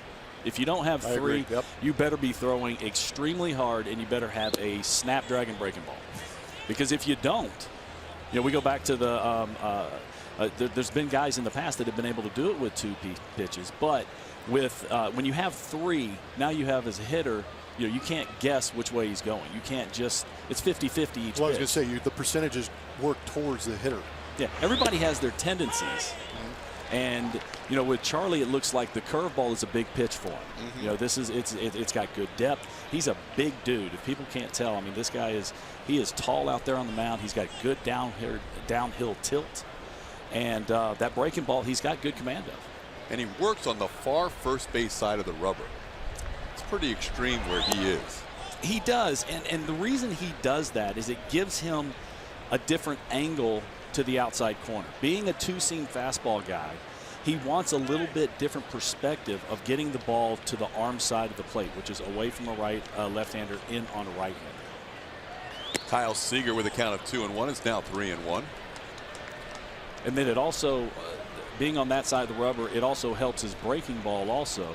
You see he's got a little bit of a crossfire delivery. He kind of steps towards the right-handed pitcher, and that just helps him get the ball to the glove side of the plate, because that's the key to any pitcher. What can he do glove side? Throwing the ball arm side's easy. Throwing the ball glove side, that takes a little bit more work, and moving over on the first base side, that helps him get the ball in there on lefties. How impressed are you with what the Astros have in the bullpen? It's kind of worked out to a T what A.J. Hinch has desired. Have those starting pitchers go deep and then go Harris, Gregerson, Giles. Well, we heard from A.J. basically telling us they're not going to work today because he doesn't want to burn them out too early. But that's really how they've scripted this thing from day one. Absolutely. Those three guys, have your starter go 6 and then have those three guys finish out the game. And all three have been outstanding. We've seen A.J. start everybody on his roster so far in the first 3 games. We mentioned Harris, Gregerson, Giles. Gregerson and Giles 2 games. There's 5 other pitchers out there that are still looking for their first action in 2017 after that 1-out walk. Morton now faces Danny Valencia. How important was it for you during your career to try and get the ball in one of the first few games of the season? It's what A.J. wants. Every manager wants to do is get the guys and get that first. It doesn't matter how long you've been playing. Get that first appearance, whether you're a position player or a pitcher. Get it out of the way, because it doesn't matter you've been playing 3 months or you've been playing for 15 years. That first time out in a season, there's always anxiety. There's always anxiousness. Let's get it over with. Then you can go ahead and get into your regular routine. I would think for a pitcher in a new uniform too, that adds to the anxiety as you are trying to impress new teammates. Luckily, he was here for spring training. Right. Now he gets to know all the guys, gets the feel of the clubhouse, so that helps. But anytime you come into a new fan base, and fortunately, unfortunately, however you want to look at it, I had to do it a few different times in my career. There is still anxiety. You want to make sure that you get off on the right foot and don't get that initial impression from the fans of, well, this guy doesn't know what he's doing. Why is he here? That's always the last question you want to have asked. You spent a lot of time in the bullpen. I looked at your numbers. 1 start. Grand total of 1, yep. Do you remember it? Oh, absolutely. It was against the Seattle Mariners. Really? How about that? In Yankee Stadium? Or? Yeah. The story behind this was when Ramiro Mendoza came in sick. Now, I don't know if I won the toss or lost the toss, the going toss, but it was between myself and Jason Grimsley. How about that? And I ended up getting the start, went 4 innings. Grimsley went the next 4. Mo pitched the 9th. We ended up winning the game. So you guys originally started the piggyback starting situation. There right. You go. That's so right. you go 4, and then Grimsley gets the W. He vultures the win off of me. He's the only one that gave up a run. There you go. It's unbelievable. Mike Stanton joining us in the booth here in the top half of the 6th inning. Seattle leading 2-0. Danny Valencia with an 0-2 count. Runner on first base and 1 away. And there's a good breaking ball. Here's the crazy thing about that story. 2 days later, we're in interleague play, and we're playing the Mets. Yankees, Mets, big series. Interleague play had only been going on for just a couple years, so there was still a lot of energy. And I'm warming up. I had 1 day rest. I'm warming up the next day, and I can tell you, I couldn't scratch my head with my left arm. I might have been a drop down from Laredo lefty on that particular day. Hey man, it's actually interesting you bring that up, because we've seen Gregerson and Giles go back-to-back days. Talk a little bit. Fans at home don't necessarily maybe understand what getting hot means, because we saw Davinsky got hot last night. We've seen Giles and Gregerson go back-to-back nights. What does that mean for a relief pitcher to get hot, and how many days in a row can you do that without pitching in a game? Oh, how times have changed. When I came to the big leagues in 1989, I pitched 7 straight days.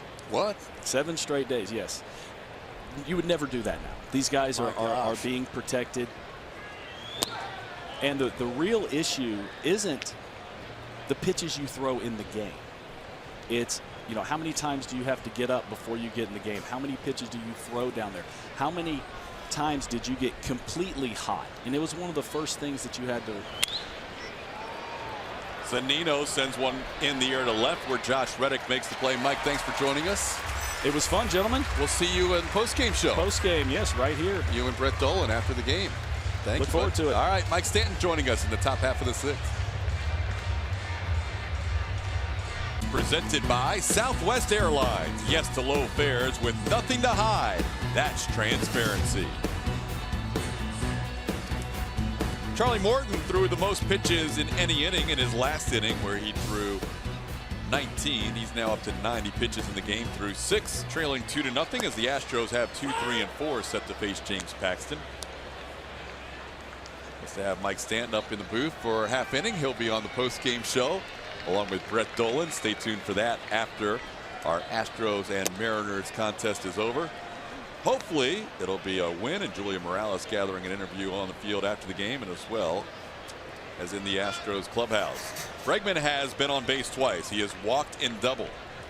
Alex towards the middle, but Segura is there to his left, and there's one out here in the 6th inning. So Mr. James Paxton has himself in a pretty good groove right now. The 28-year-old left-hander has retired the last 9 he has faced. And he looks quite comfortable, but that curveball for me has been the nasty pitch for him. It has been filthy and getting punch-outs. The at-bat of the night might have been when he started this 9 consecutive batters retired, when he had 2nd and 3rd, 1 out facing Altuve. Yes. That was a great battle, but definitely won by Paxton with that 3-2 breaking ball. Altuve got down 1 and 2, fought, got all the way back to 3 and 2, and then a tough breaking ball to strike out Altuve for the 2nd out, and then he retired Carlos Correa to end the inning. And he's really mixed up the sequence. You see Altuve taking a fastball down in the zone, but it's still a pretty good pitch for him to hit. Breaking ball, swing and a miss, and it gets by Zunino for the 2nd time tonight. A strikeout for the Astros results in a base runner. Earlier it was George Springer, now Altuve. There's no way that can happen twice in one game. You know your personnel. Zunino's worked with Paxton before, and you put down maybe the 2 or 3 sign. You know the breaking ball is coming. You need to go down and cover that pitch. You are adding to the pitch count by letting this ball get by you. You don't want to be too harsh on these guys because it is tough to work behind the plate, but you've got to anticipate breaking ball and cover that 5-hole. Runner on first, and now all of a sudden the tying run at the plate in Carlos Correa. And it creates opportunities for a lineup like the Houston Astros. We have talked about the difficulty for any opposing pitcher to get through this lineup 3 times. When you add a couple of base runners after strikeouts, it makes it even that much more demanding. That's a great point. And here we are, 3rd time through the lineup. Correa looking for his first hit. He is grounded out and flied out to center. Fastball, plenty of heat there at 95. We've seen him as high as 98 tonight.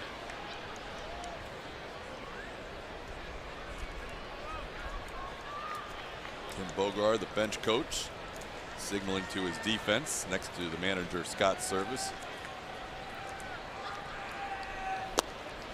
Inside, it's 1-1. Good time for a mistake from Paxton and having Correa ready for it. Barrel it up, shoot a gap, get Altuve on that horse. Equal opportunity love for the Carloses. It's good to be a Carlos. They were on Team Rubio, teammates for Team Puerto Rico in the World Baseball Classic.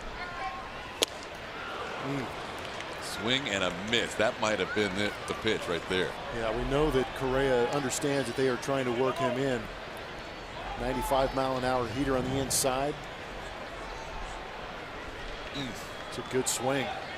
That Real is good swing. Strength on strength. You ain't lying. That's what the game's all about. Yeah, those are the moments you live for. 1-2 the count to Correa. Now he tries to go soft and he fouls one at the plate. That's what you call reading a bat. When you see a swing like that on the fastball, let's try and take him off. Good call. No, reading the bat. You saw that he was on your 95 on the inside corner. You may not want to throw that one again. Back it up. And he's got a great breaking ball that we've been talking about. Altuve a nice lead at first.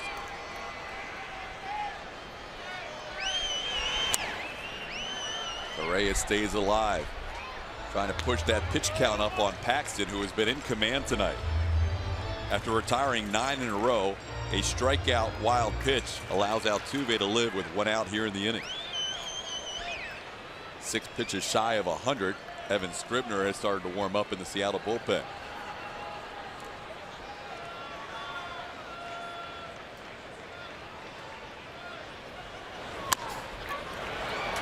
Seager, Cano, Correa safe at first. He lives on the fielder's choice, but they get the force out on Altuve for out number 2.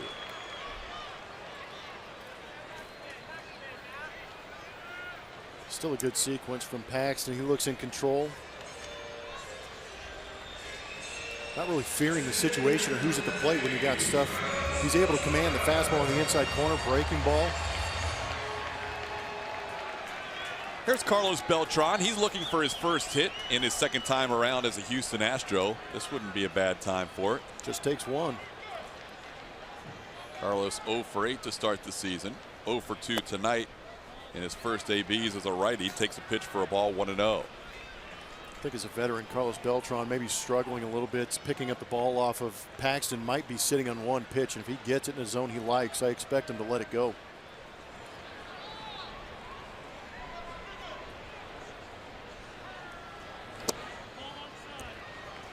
Good count for Beltran, 2-0. My thoughts exactly. Think positive, recognize early, and let that barrel go.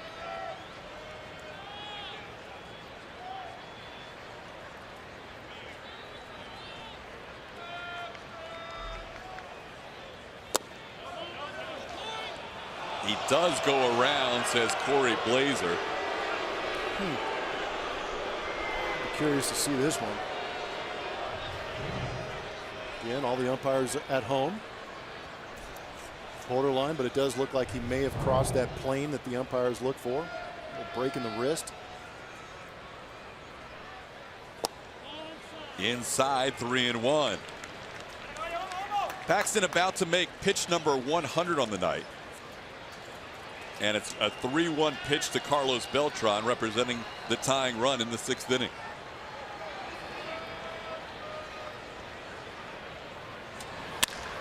On the ground, Seager in between Hop over to first, and that'll do it for Houston in inning 6. 2-0 Seattle as we head to the 7th. Mariners, a lot of fans though here very excited about their team, including Anthony, who's a big Astros fan, and in the greatest seats ever. These are incredible seats right behind home plate. Anthony, you're obviously having a great time. How long have you been a fan? I've been a fan all my life. I am 39 years old. I was growing up with the Astros to my mother and my father.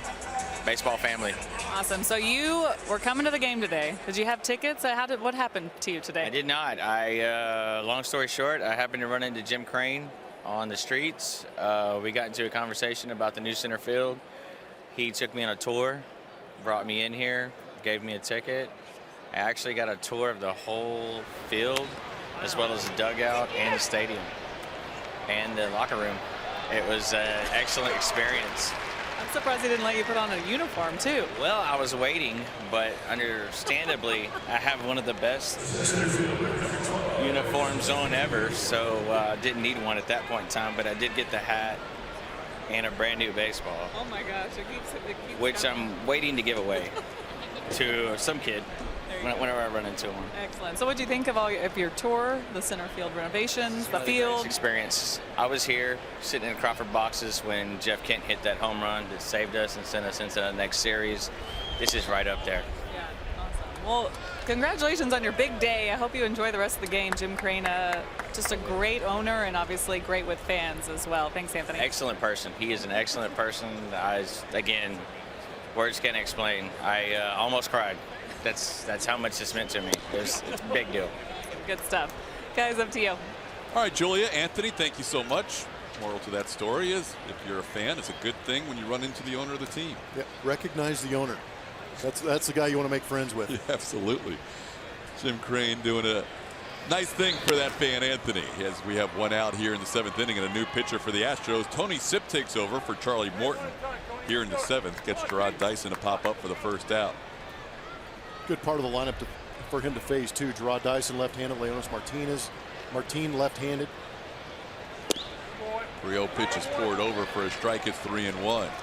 Sipp making his first appearance of 2017. Last 7 years, he has made no fewer than 55 appearances out of the bullpen every season.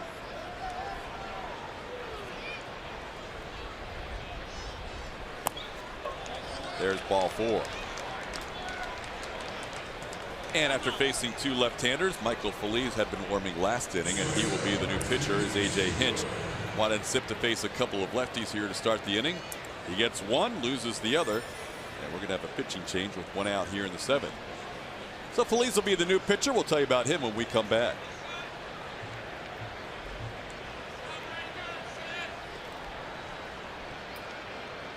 The Astros bullpen in the first 2 games did a phenomenal job. You see those first 2 games, the numbers on the bottom. 5 shutout innings. Gregerson and Giles in the opening day win. Picks up that first save, and then we saw Gregerson coming in that second game. Did a great job. Will Harris even made an appearance, but that's the back part of this bullpen that will be the spine of what AJ goes to when they need that win. Those guys have all been proven closers. Gregerson did a great job in the WBC. Ken Giles with that 100-mile-an-hour heater and put-away slider. Should be nice. Charlie Morton did a good job going 6 innings strong. Now we're getting to see a couple other names. Tony Sipp and now Michael Feliz. Feliz takes over after 11 spring training appearances. Did a great job, earned his right in that bullpen with that blazing fastball. That whip right around 1, which is very nice. First batter he will face is Gene Segura. Runner on first and 1 out in the 7th. There's that fastball for a ball, 1-0. Segura the only runs in this game with his 2-run home run in the 5th inning. Game against Charlie Morton. He sent a pitch about 3 rows deep over the wall in right field.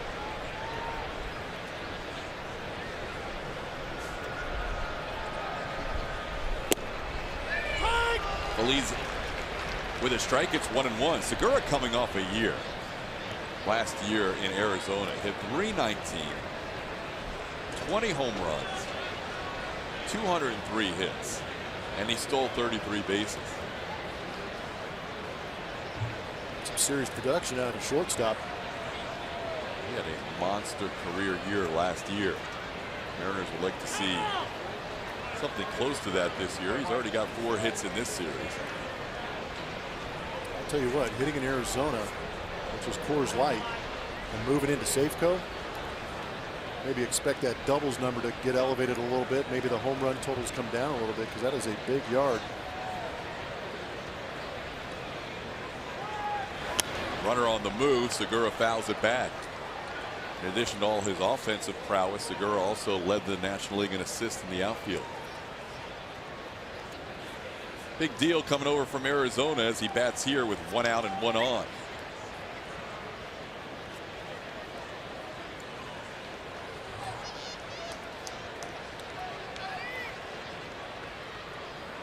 Lee's ahead of the count. Big strikeout pitcher. See that slider a lot to righties with the count in his favor. Check it first. A lot of speed now with Dyson 8, Martin 9, Segura leading off. 30 steals, 24 steals, 33 steals in the 8-9-1 hitters.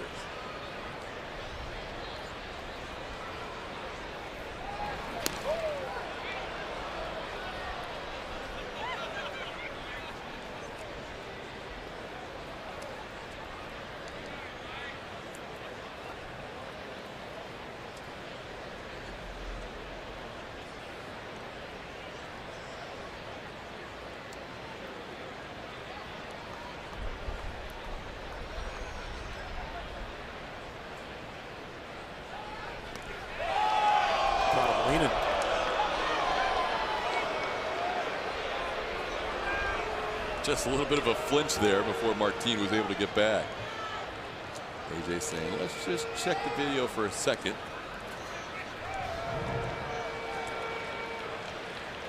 He's asking to go to the replay. This will be a good look at it. Like they got him up towards that right pocket as he was going in, because the throw was up into the runner. AJ Hinch heard from the guys back inside that they should take a look at this, so they're going to get every opportunity to take a peek. A couple of the rule changes this year involving replay. Number one, a manager has 30 seconds to decide whether he wants to challenge or not. Number two, it used to be at the umpire's discretion from the 7th inning to the end of the game. That has changed this year, so now it's from the 8th inning to the end of the game. But still, here we are in the 7th. We're here in the 7th, and a manager's like, might as well use it, because after this inning, it's up to the umpires anyhow. No, that's a great call. Why not? Maybe they see something, or maybe there is a replay back upstairs where the guy said, no, we've got a definitive look, but why not take a chance? I agree with you. With that rule change, he hasn't used one all game. Do it now, and then you have the luxury of the umpires going to it. There's some of the rule modifications in effect for 2017. Also now the 2 minutes for the replay officials to decide. If there's nothing definitive after 2 minutes, play stands. Well, it looked like they're going to. The first replay we've had here at Minute Maid Park was the other day. There you see the glove on the hip, and you're asking me, there's a little bit of daylight between the hand and the base. Is that enough for them to overturn it? Is the glove definitively on the runner? That's the question. Pretty quick about it. Much quicker than the other day. Not enough clear and convincing evidence. Call is actually confirmed, so it doesn't even stand. They do confirm that that was the correct call made by Corey Blazer. So AJ has no more replays, but again, the umpires take control of that next inning. We didn't really have a peek inside the dugout. I'd be kind of curious if AJ even went to the phone and got a phone call, or if he just went out on his own, like you said, because he had the opportunity. Well, he's a big strikeout pitcher last year, looking for an out here, but another toss to first.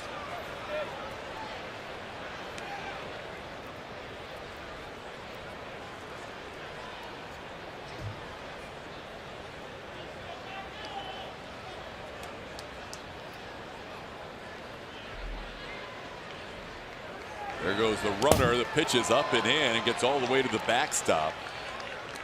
That'll be a stolen base for Martin as he was on the move. Keep in mind, this is not your normal Houston evening. Very little humidity. The wind's blowing. It's cool. Sometimes pitchers have a hard time getting a grip, and that one got away from Michael Feliz. I think you could tell by Gannis's reaction, he didn't know what that baseball was going to do.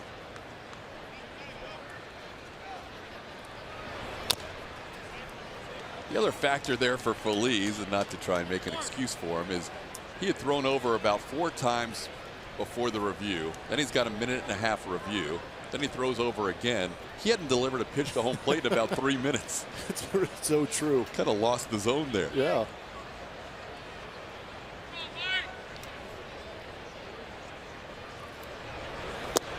Called third strike on the inside corner. Segura has a parting word. As he goes down looking, Feliz picks up a strikeout, the first batter he faces in 2017. Maybe Gaddis was back there on the backfields in spring training working on the framing skills. Nicely done.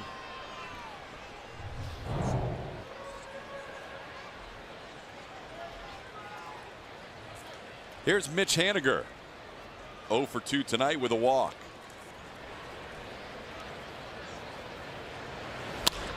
In the air to right field, Springer will have a play, and he puts it away. So Feliz comes in and gets the job done. 7th inning stretch time at Minute Maid Park. Astros looking for some runs. Toyota, an interesting evening. Seen some good defense. Obviously, George Springer is one of those guys that's going to be on our highlight reel a lot. This may not get a lot of attention, but that was a heck of a play fighting that line drive in the lights with the no-look catch. But the big play of the night came off the bat of Gene Segura for the Seattle Mariners. Charlie Morton leaving a breaking ball up out over the plate. Segura goes the other way. It's appreciated in that Seattle Mariners dugout. So the only runs that have been pushed across in this game. There you see the line score. Bunch of zeros with the exception of a Gene Segura 2-run home run in the 5th inning. Astros with just 2 hits tonight. They only have 13 hits on the season.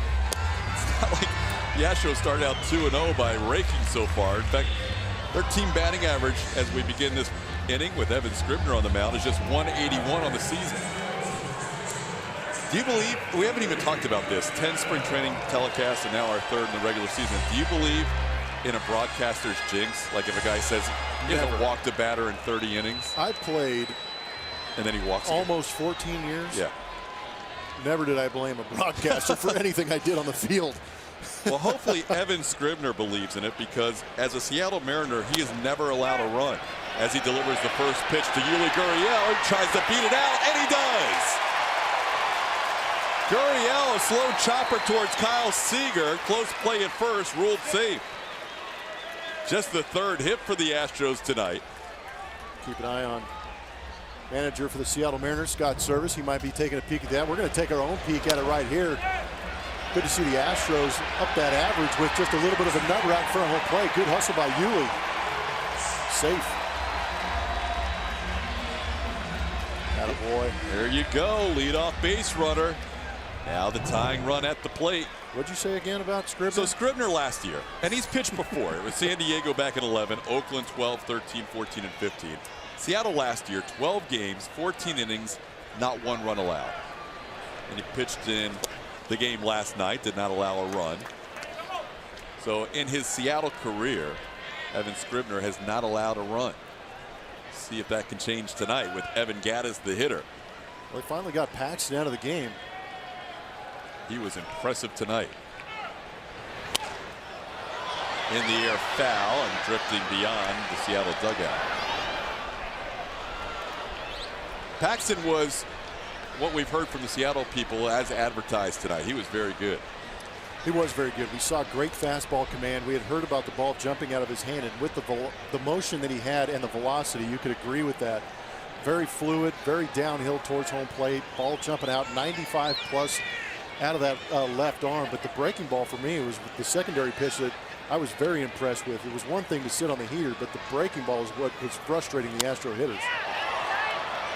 Down the right field side, but foul. Counts 1-2 on Gattis. And you talked about the ease in which he brings the 96, 97, even up to 98. Yeah, I mean, it's interesting to watch those guys go out because they can pitch at 95, but reach back to that 97, 98 when they need to get that big out. Gattis with a double and a flyout so far. He owns one of the 3 hits for the Astros. And he rips one to left field for a base hit. Gurriel will make the turn and hold. Astros have the first 2 runners on here in the 7th inning. Good piece of hitting by Evan Gattis. Tonight's league leaders are presented by Houston Methodist. Making contact. Josh Reddick due up. Jose Altuve, Norioki amongst the best in baseball, all in the top 30. Mark Zepchinski had been warming the lefty. There is a lefty due up. Scott Service comes out to the mound to take out Evan Scribner. He's responsible for the 2 runners on. Gurriel second, Gattis on first. We'll tell you about the new pitcher when we come back.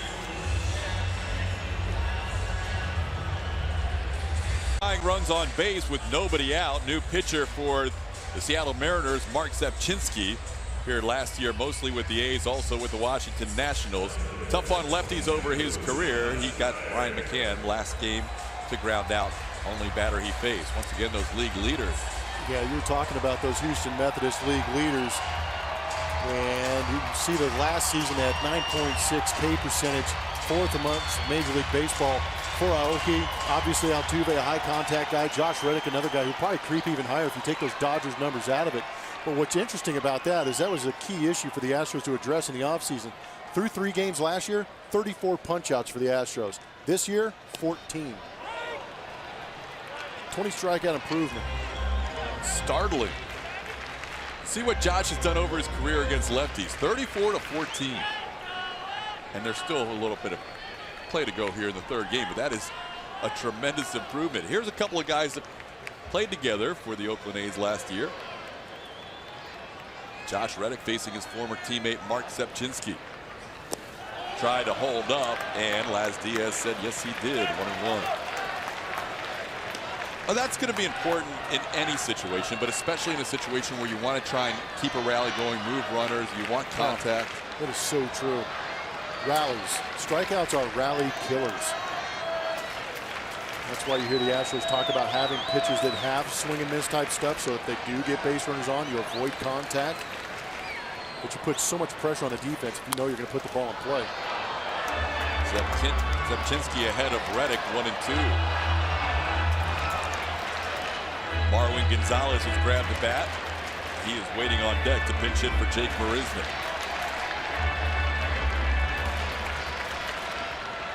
Sepchinski has held left-hand hitters to a career batting average of .219.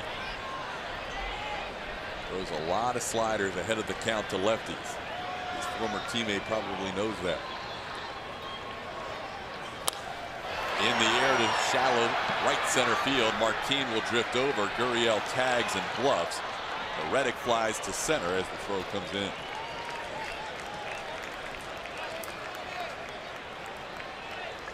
So 1 out, a couple of runners on. Like the idea of having that switch hitter on the bench to pinch hit. Kind of forces the manager to make the decision. Do you stay with the left-hander or do you bring in the right-hander? Because last night, Marwin Gonzalez hit a home run off a right-handed pitcher. You pick your poison. In this case, Sepchinski was only in to face Josh Reddick. He will leave the game. Dan Altavilla, right-hander, comes on and will turn Marwin Gonzalez around.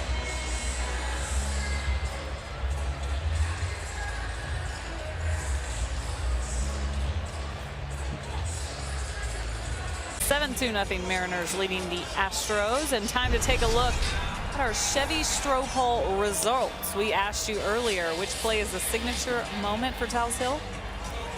I'm not really surprised here, but Lance Berkman wins with 81% in a landslide. Did you just say a landslide? Well played, Julia. Are we going to see it again? That was a great catch. I think the reaction is what makes it for me. Stay tuned. Dan Altavilla is the new pitcher for the Seattle Mariners. Pitched last night through a shutout inning in the 8th. 1-2 inning, getting Marwin Gonzalez, George Springer, and Alex Bregman. And oh, by the way, guess which 3 hitters are due up against Altavilla here in the 7th tonight. Might explain why Scott Service jumped out of there when he saw Marwin Gonzalez coming up. High velocity type guy is Altavilla. 96 on the heater, also has a changeup, but that changeup is at 93. Misses way inside with the slider, 1-0. Nope, that's exactly right. That third pitch is that slider. Good pickup.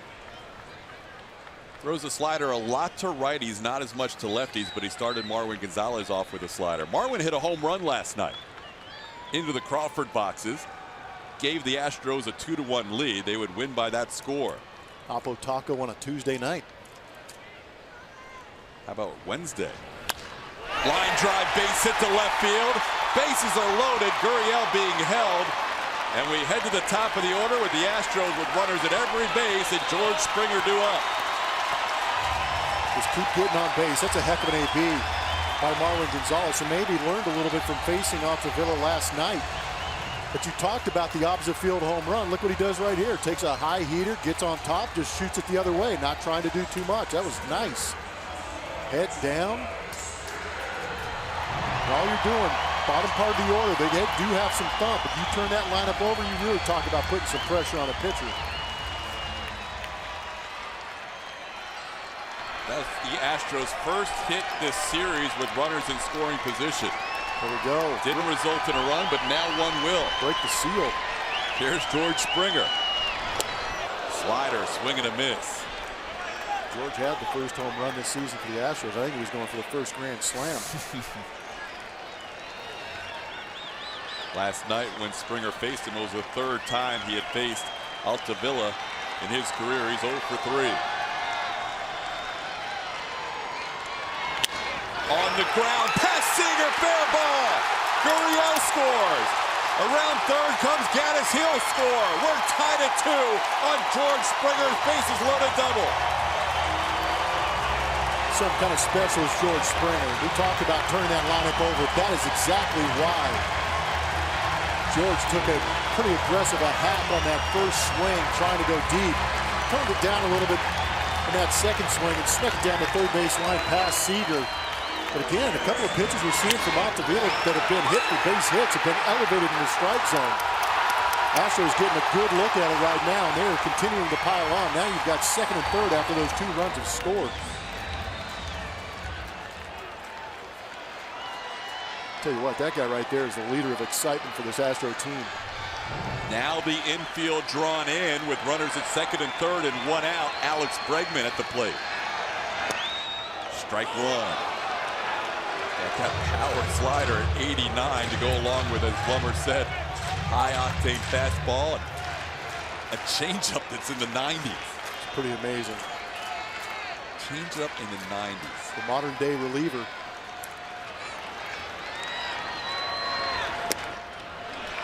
Up and in, 1-1. Fans love that last AB.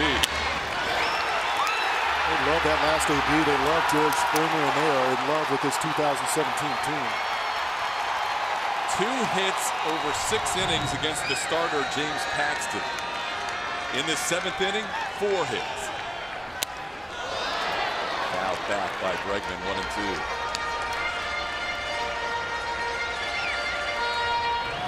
Another good pass by the Astros, and a fastball that is catching a lot of home plate.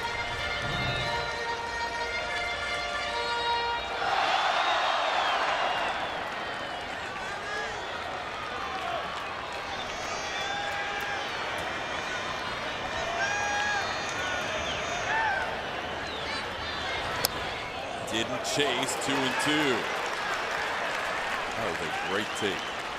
That's a guy that has maybe 150 ABs coming into the season in the big leagues. Just spit on a nasty slider on the outside corner with 2 strikes.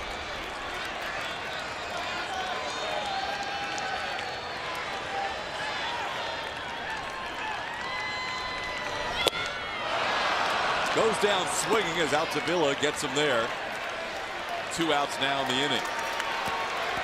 And the crowd starting to react as the guy striding to the plate is Jose Altuve. I think Bregman was anticipating a little more break on that slider. That's why you kind of see that funky swing. It was one of those cement mixers that was thrown extremely hard by Altavilla.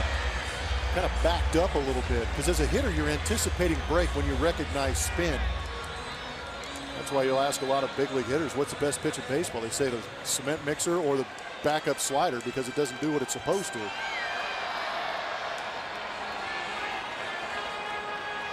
There you go.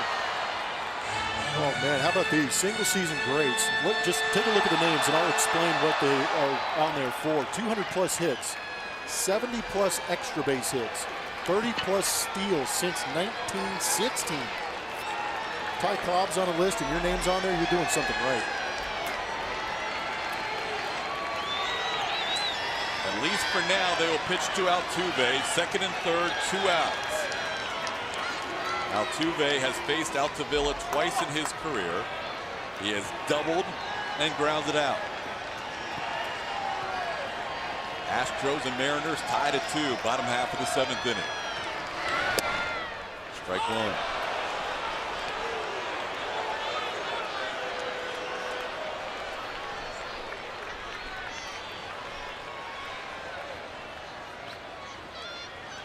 Jose looking for his first hit tonight. Reached on a strikeout wild pitch his last time up. On the ground, Segura waits for it. Throws in time to get Altuve, and that'll do it for the Astros. But a big 4-hit, 2-run inning ties this game at 7. George Springer with a 2 RBI double. For the Houston Astros. Aoki into the game. Springer moves back to center field. Reddick moves from corner to corner, going to right field, and Devo gets a chance to get into this ball game and make an appearance in 2017. Chris Davinsky, his first appearance after an absolutely brilliant 2016. Yeah, he did a phenomenal job. Never turned down an opportunity given to him. 6 games against those Mariners, 1.32 ERA. I like that strikeout to walk ratio. First batter he faces is Robinson Cano, and he whistles one into the crowd for a strike.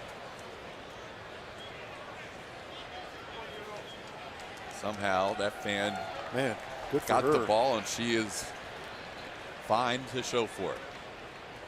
That ball was really rocketed by Cano. 0-1. Davinsky's first action here in 2017. You saw that 1.61 ERA. That was a Houston rookie record for relievers. Not only was he named Rookie of the Year by the Houston chapter, the Baseball Writers Association of America, he was also the 2016 Pitcher of the Year. And one of the more fun guys to be around, too. Had a great personality, always upbeat. Ahead of Cano, 0-2. There is that changeup. He gets Cano swinging, loves that change against lefties, and he picks up a 3-pitch strikeout on the dangerous Robbie Cano to start the 8th. That is beautiful. He does have the velocity, and that's what makes that changeup that much more special. But when he pulls a string, you can see the arm action. It's a funky delivery to begin with. But that is a very good left-handed hitter, taking a swing like that on Davinsky's changeup. A very good left-hand hitter who actually had Devo's number last year. Not many guys did, but Robbie Cano was 4 for 6 against Chris with a couple of doubles. Here's Nelson Cruz. Opposite numbers for Nelly Cruz, 0 for 6 against Devo with 2 strikeouts. And he swings through that offering, 0-1. Another good late diving breaking ball, changeup. Yeah, he's equal opportunity. It doesn't matter what side of the plate. We always talk about how good Devo is against left-handers. 229 lefties hit against him. Righties hit a $185 last year against him. My goodness. That's pretty good. Yeah, you want to have guys like this in your bullpen. Again tonight, and you heard earlier with Mike Stanton in the booth, both Luke Gregerson and Ken Giles going back-to-back. AJ Hinch would rather stay away from using them 3 days in a row. Chris Davinsky gets a chance here to pitch for the first time. Michael Feliz was very good, getting the 2 batters he faced, striking out Gene Segura and getting Mitch Haniger to end the inning. Tony Sipp also made his first appearance of the season and recorded him out. So here we are in the 8th, brand new ball game. It's up to the bullpens. 1-2 pitch, swing and a miss. Davinsky has started out 2017 by striking out Robinson Cano and Nelson Cruz. Yeah, he might be a little fired up, huh? Changeup looks good, but the bullpen last year, you see the relievers last year against lefties, very good. Ken Giles obviously his slider, Feliz with the firm fastball, Gregerson with his mix of sinker slider. Will Harris getting in the kitchen with that cutter also. Will's numbers have always been outstanding against lefty hitters. Fastball right on the outer edge for a called strike. Yeah, Will, it's amazing. Jeff Luno's done a very good job with the waiver claims on some guys. Will Harris has got to be the best one he's ever had. He has looked very good this year, both at the end of spring training and in the game last night. Davinsky's no nonsense either. He gets the sign and he attacks. He's Rob Manfred's dream. In fact, he was so ready that Kyle Seager called time. And you're going to see big league hitters do that against Devo, trying to mess up the rhythm, because he does get in a rhythm where he grabs the baseball and goes. The other thing, in addition to the numbers we showed you on Davinsky, he's such a great weapon because he can go multiple innings for you. It's an interesting situation to have him here in a tie ball game, too. 1-2 the count. To your point. That changeup is really nasty tonight. He's always had pretty good depth, but this one is falling off the table. The bottom is absolutely falling out of the bottom of it. He is 1 pitch away from striking out the side against Cano, Cruz, and Seager. He does not chase that changeup, and it's 2-2.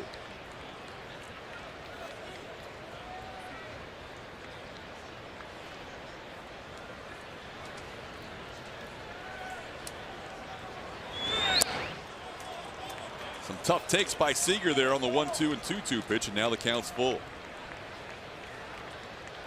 Still not a guarantee you're going to get a fastball. Still got 3 options.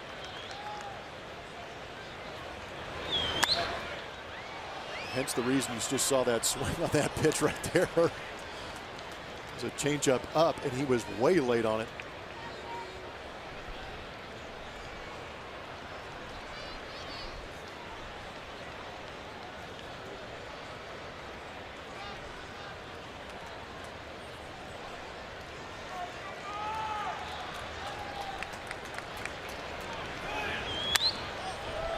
on the ground foul. It stays 3-2. Got that barrel slowed down a little bit. Let's see if he makes the decision either to throw a wrinkle into it because he's seen back-to-back changeups, or does he come with the heater? Because he's slowed it down. He's had to slow the bat down to make contact and foul off those 2 changeups. Gaddis wants this pitch up. It is up too high, and that's ball 4. So good plate appearance there by Seager to draw the walk. That was an 8-pitch walk. Now Davinsky will have to do work against Danny Valencia.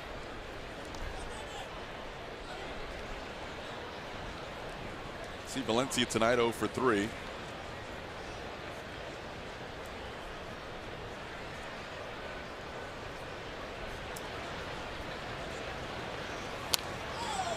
Astros had just 2 hits through 6 innings against the starter James Paxton. Then they bunched 4 hits together in that 2-run bottom half of the 7th inning.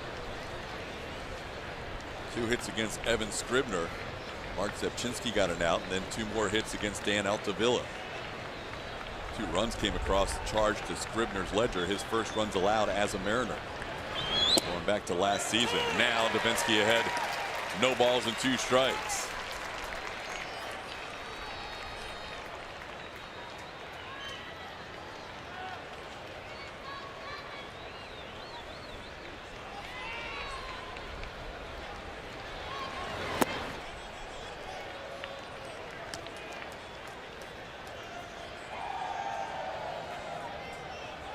Mariners led this game 2-0 on a Gene Segura 2-run home run in the 5th.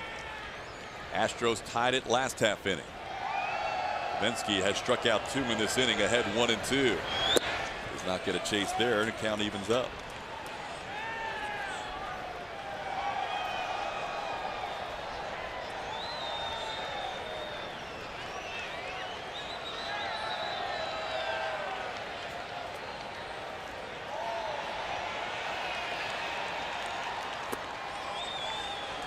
And for both Seager and Valencia, really good jobs not chasing after Davinsky got ahead of both of them. Mike Zunino waits on deck. With 2 outs and a full count, a head start at first base for Kyle Seager.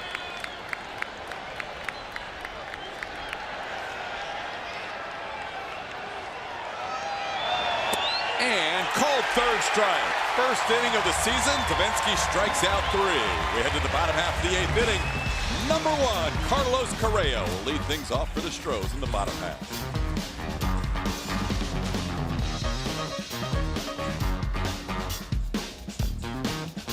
The Astros put together 4 base hits after 2 through the first 6. Yuli Gurriel with that chopper to start things off. Saw some good wheels, and then Evan Gaddis comes up, gets a breaking ball, shoots it down the line. Pinch hitter Marwin Gonzalez adding to it too. And then it was the big bases loaded double by George Springer to score 2 to tie the game. Springer was excited. The fans were excited. Tonight's fan cam is presented by GulloAuto.com.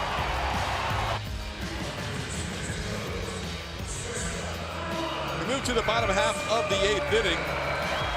Good pitcher on for Seattle.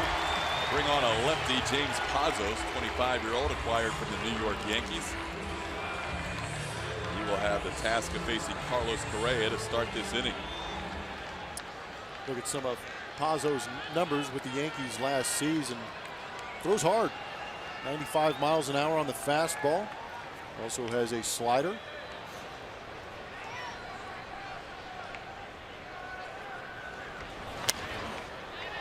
Carlos was ready on that first pitch. Talked about the ambush earlier. He was trying to ambush there and fouls one back, 0-1. Yeah, he decided to ambush a 97-mile-an-hour heater a little bit late. Seattle has some live arms out of the bullpen. Pazos, you mentioned his ability to bring it. We just saw Altavilla averages over 96 on his fastball. Haven't seen their closer yet, but Edwin Diaz averages over 97, and he's just 23 years of age. He's actually close to 98 miles an hour average on the fastball is Diaz. Yeah, he's probably chomping at a bit to get out of that bullpen too. Been buried in that cave for the last 2 days. We have seen the rest of the of the Seattle bullpen with one exception. Dylan Overton not here. He was on paternity leave. He'll be back with the team tomorrow. But in his place, Chase DeYoung was called up from AAA, and he has not yet seen action in this series. So just DeYoung and the closer Diaz have not pitched yet in the series for Scott Service. 2-1 the count to Carlos Correa. Tie game, bottom half of the 8th inning. Astros have won the first 2 games by scoring a total of 5 runs. Ground ball with the third baseman Seager on the line. This is going to find its way into left field. Correa, a leadoff base runner here in the bottom half of the 8th inning. Segura a little slow to get up. That was not graceful by any means at all. That would have been a tough play even if he had come up with it.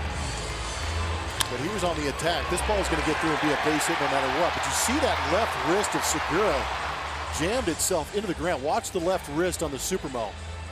Not good. Stretch those ligaments out a little bit. He's back at shortstop, but he's going to be feeling that for a little while. Leadoff man on here in the bottom of the 8th. And Carlos Beltran still looking for his first hit of the 2017 season. This would not be a bad time for it. Correa on first. The other thing was Seager guarding the line against Correa to start the inning. That's a play that if he's in his normal position, he might be able to make. No, I agree. That's a really good point. A lot of teams have, especially the Astros, have gotten away from playing on the line early because they want to play for that.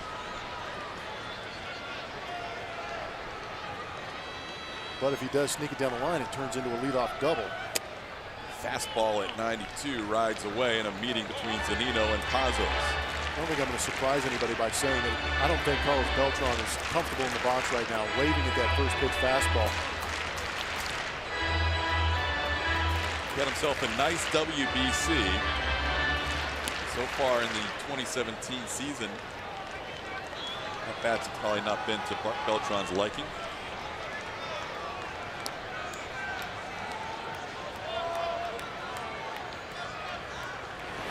He rips one this time, though. Base hit left field.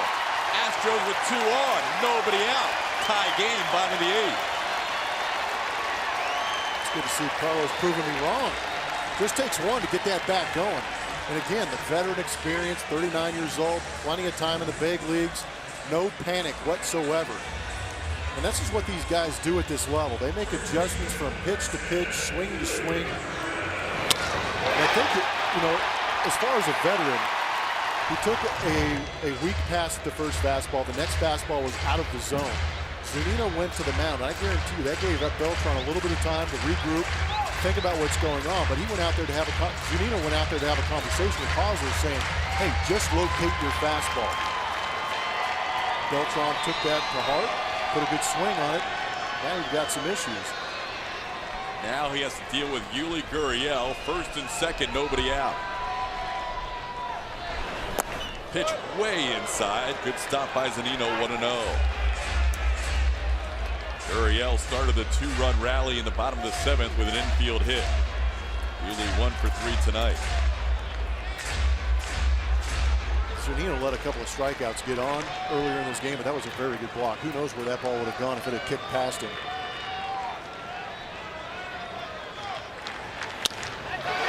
In the air to center field. Martin drifts to his left. Correa tags. Will he test him? No.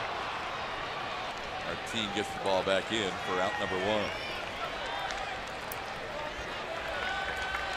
That'll be interesting to watch throughout the year, too, is to see how often there is speed on this Astros roster, especially on the base paths. Are they going to force trying to get that extra 90 feet, or are they going to hold their ground and let the next guy in the lineup try and do some damage?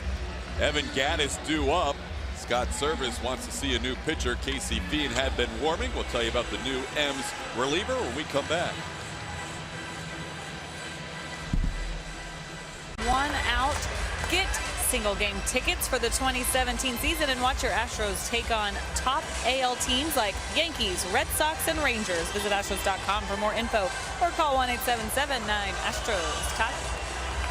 All right, Julia, Mariners go to a new pitcher, righty on righty as Casey Fiend takes over. You see what he did last year with the Twins and the Dodgers, ERA of 5.49. He allowed 13 home runs last year in 39 1/3 innings pitched. Fastball slider guy, he'll drop in an occasional curveball. Fastball around 93, 94, slider around 88, 89. And he'll face Evan Gattis, who has had as good a night as anybody for the Astros. Double, single in 3 at-bats. He scored a run. And he bats here with runners on first and second and 1 out.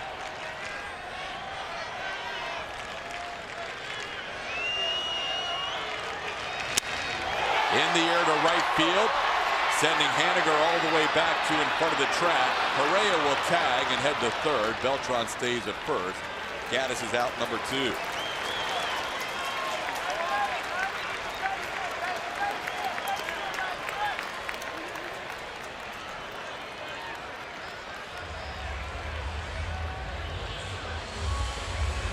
Fiend now will face the left-hand hitting Josh Reddick.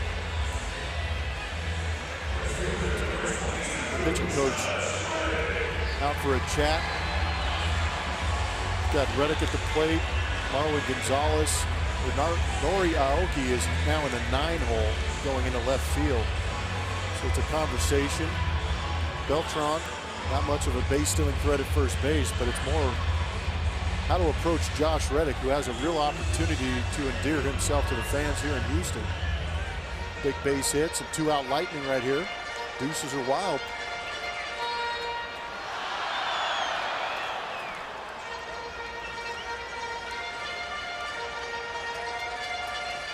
First and third, 2 outs, bottom half of the 8th inning.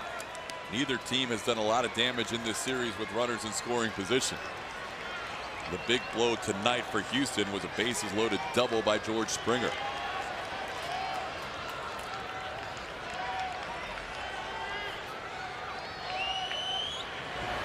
First pitch is upstairs to Reddick.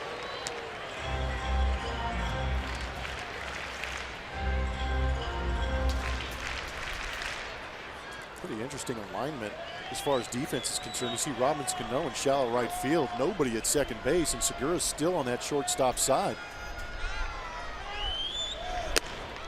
Way up and away, 2-0. Normally you see that shortstop pulled over to try and cover that area vacated, but there's a huge gap to the right of Robinson Cano. Even a routine ground ball might be a base hit.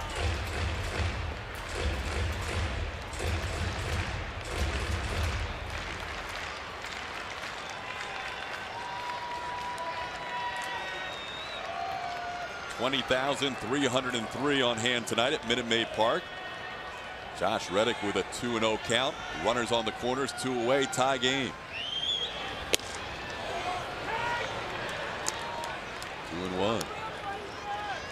May look like Reddick is a little laid back in the box, but that's that Oakland A mentality. Take some pitches, be patient, work those counts, wait for the mistake and crush it. Big rip there, no contact, 2-2. It was. He was letting it go right there.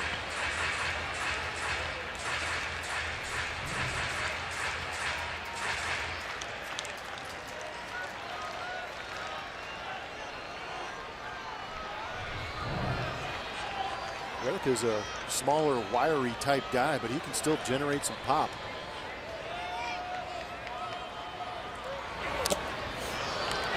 Stays alive, 2-2. Tell you what, Casey Fiend probably happy he threw that in a 2-strike count. If that was early in the count, I think Reddick might have launched that one. So kind of getting that defense mode, 2 strikes, looking on the outer portion of the plate. And Reddick's still quick enough to react and foul that pitch off. But if it's earlier in the count and he's looking heater, it's turn and burn time. Reddick with 10 home runs last year.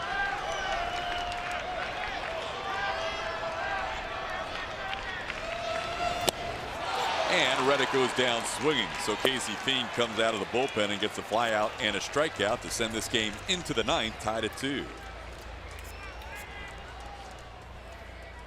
The 9th, and Chris Davinsky is still out on the mound, and he came out of the 8th inning firing. Again, he'll take the ball anytime AJ gives it to him, but he has a good matchup against left-handers and right-handers, Mainly that changeup is the pitch he goes to when he gets guys to 2 strikes, but this is a tough part of the order that he mowed through. 3 punch-outs in the inning, all via the changeup. Impressive top half of the 8th, and there he is for another inning coming out here in the 9th. Got the ability to go 2-3 innings. 10 times last year he appeared in the game and threw it at least 3 innings. He'll face Mike Zunino to lead off the 9th. Zunino doubled his first time up, 1 for 3 tonight. Mariners 2 runs, 5 hits. Astros 2 runs, 8 hits. This ball's hammered but hooking foul. And the count's 1-1. Astros had 2 hits through 6 innings and have 6 hits in the last 2.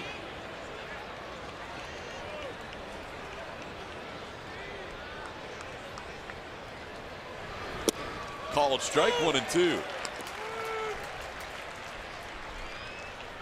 Davinsky is the 4th pitcher the Astros have used tonight. Michael Feliz, Tony Sipp worked the 7th. On the ground toward 3rd, but foul.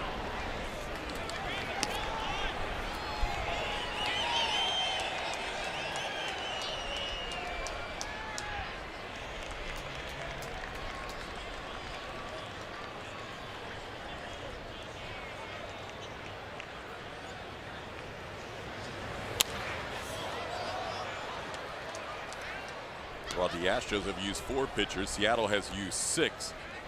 5 relievers in the last 2 innings. One guy they haven't used is their closer Edwin Diaz, and he's warming up in their bullpen. 1-2 the count. Zunino, Dyson, Martin as the 7, 8, 9 hitters do up against Davinsky, and he has 4 outs, all via the strikeout tonight.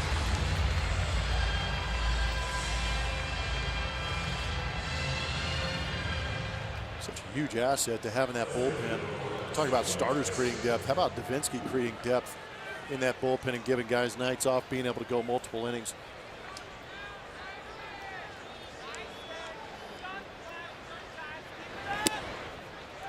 Called strike on the inside corner, 0-1.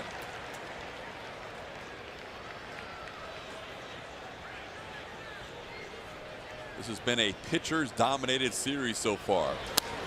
As Dyson sends one into shallow right field. Long run for Reddick, still coming on, and Josh gets there for the 2nd out.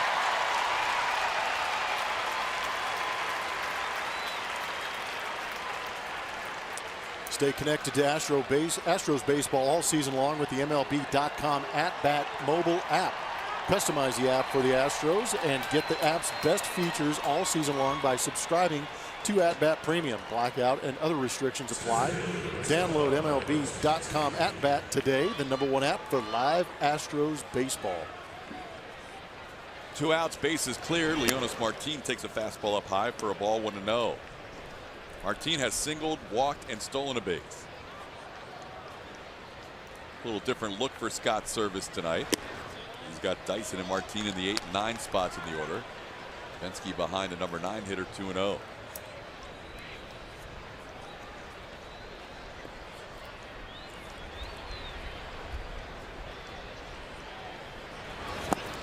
There's a changeup at 2-0, and he gets a swing and a miss. Good luck with that. That's filthy. That's not normal action on a changeup.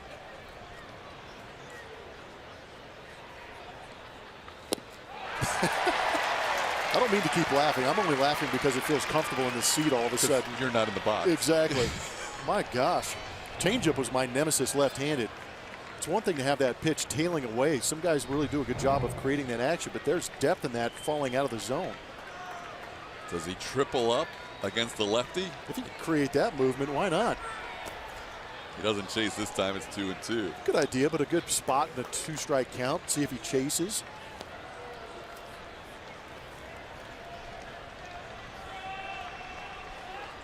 Full count to Martin.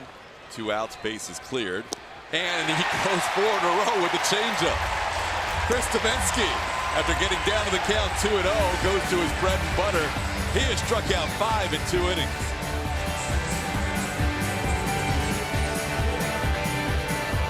Sports is presented by Southwest Airlines. Yes, to low fares with nothing to hide. That's transparency. 2-2 game. We head to the bottom half of the 9th inning. Seattle manager Scott Service said he wanted to get his closer Edwin Diaz some work tonight. He was hoping to get him work with a lead. Instead, he comes into a tie game. Great numbers from the high velocity Edwin Diaz.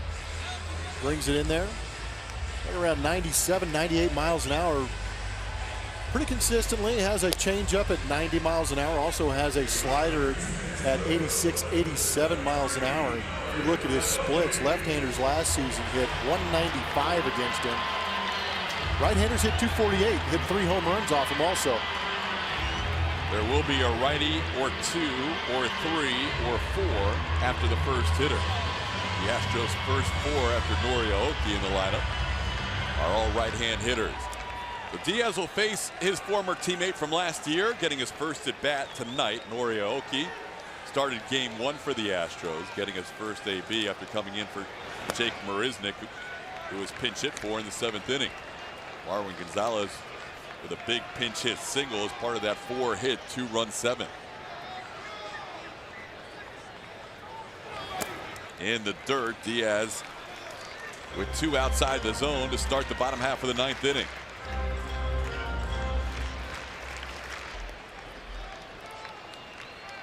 Aoki has never faced the young right-hander, as you would imagine, since he jumped up from Double-A to the big leagues last year while a teammate of Nori. And it's 3-0.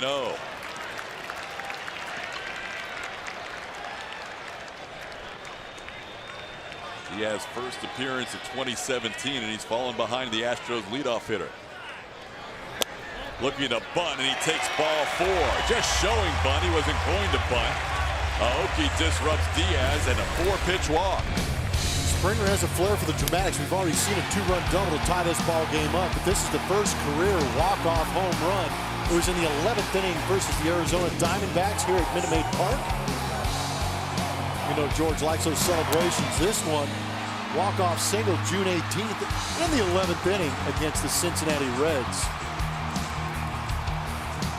So he's got a flair for the dramatics, loves the drama, and loves the excitement too. Springer 1 for 3 in his career against Diaz. Pitch in the dirt. Aoki thought about heading to second, but stays at first. That ball popped right up to Zunino. But 5 pitches out of the zone from Edwin Diaz. And Zunino got away with one right there.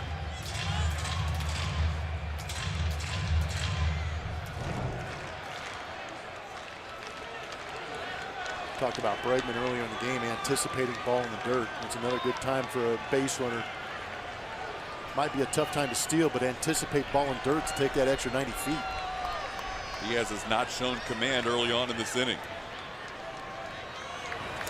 And another one in the dirt. 6 straight out of the zone. That's going to get a visit from his pitching coach. There's a little urgency for this visit right now from Stottlemyre. He's just settling the young man down. The guy has closer-type stuff. But when you see a pitcher of his caliber missing the zone by that much, it's time for a conversation. And it might be, you have 98 in the tank. Throw it in there. It's been a heavy slider mix so far. Yeah, well, when guys start to miss with their fastball, so it's a tendency of catchers to put down some other fingers to try and find that strike zone. But again, we talk about it all the time, and you hear it around the league. Big league hitters get here by hitting the fastball. They can put a barrel on a bullet if you give them a chance. A couple looks at it. But right now in a 2-0 count, got a pretty good idea what George might be looking for. Looking for something upper 90s that he can drive. Believe that. Hey.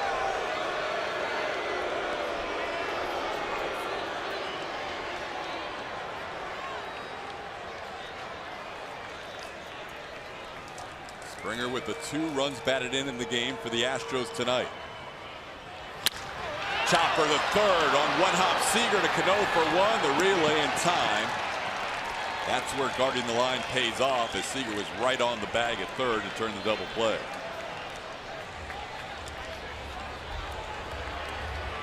Good defense. They were playing a little bit shallow too. See him playing even with the bag. That ball was hit well. George struck that pretty good. That ball was not too dissimilar from his 2 RBI double. Yep. Just Game one of adjustments, isn't it? guy guarding the line versus a guy playing his normal third base position. Here's Alex Bregman. He has never faced Diaz. Some call it tough luck. Some call it smart defense. Well, we saw how guarding the line hurt in the Carlos Correa base hit to start the 8th inning. But there it pays off for the Mariners, as Seager was right there on the line. Well, what they're trying to do is eliminate the double, because a double gives the base runner at first base a chance to score. Bregman holds off. It's 1-1. And no doubles when you guard the line. And as you said, with Aoki on first base, that could be the ball game if it gets by Seager or Valencia down either line. Called strike, 1-2. So after missing with 6 straight to start the inning, Diaz gets a double play, and now he's ahead 1 ball and 2 strikes. He was in an uncomfortable situation until that double play. Now he's back to being comfortable. On the ground to short. Segura. Low throw gets by Valencia. Bregman's going to head to second. Ball went into the dugout, get the extra base. That's a big error by Segura. As a hitter with 2 outs, you're trying to get yourself into scoring position, but Gene helped him out.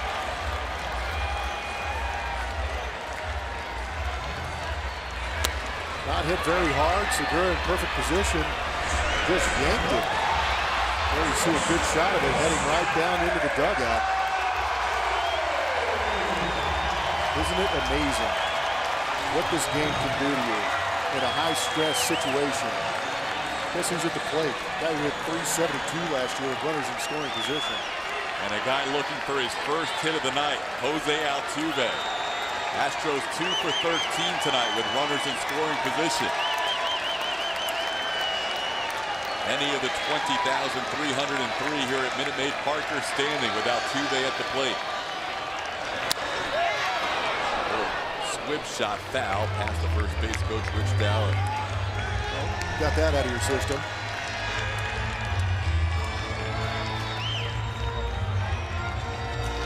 Diaz has faced Altuve only 1 time. It was an RBI ground out for Jose. See, he's looking for his 4th career walk-off. In front of the plate, Zunino makes the play. And we have our first extra inning game of 2017 as we head to the 10th, tied at 2.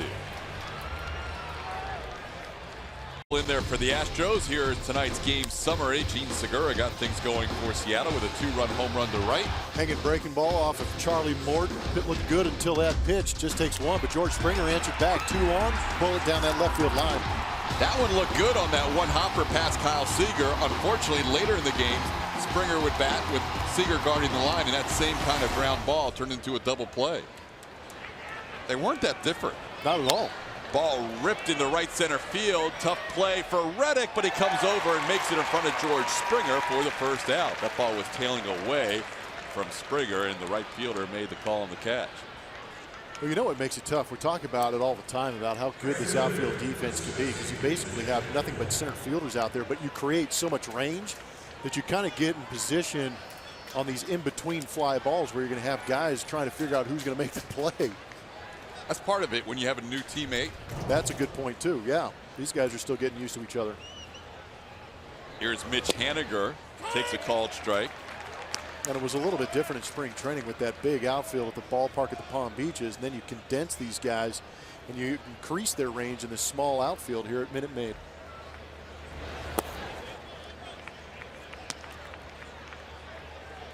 Davinsky working his 3rd inning. He has struck out 5 in 2 1/3. The only runner he's allowed is Kyle Seager, who drew a walk with 2 outs in the 8th. Called strike. Devo ahead 1-2.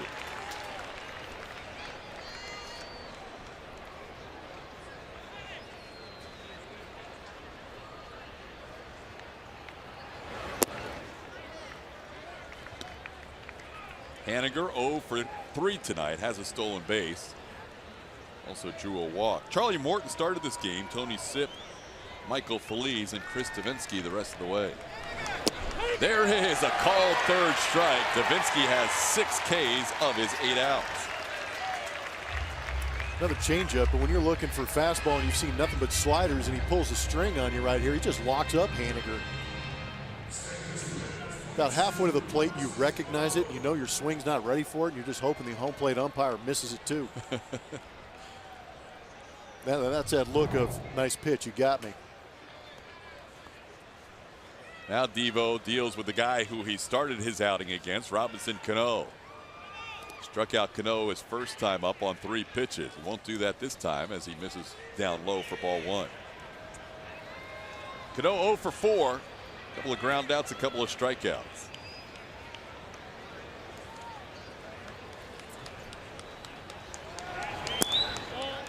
Just misses the corner. It's 2-0. Davinsky wanted that call.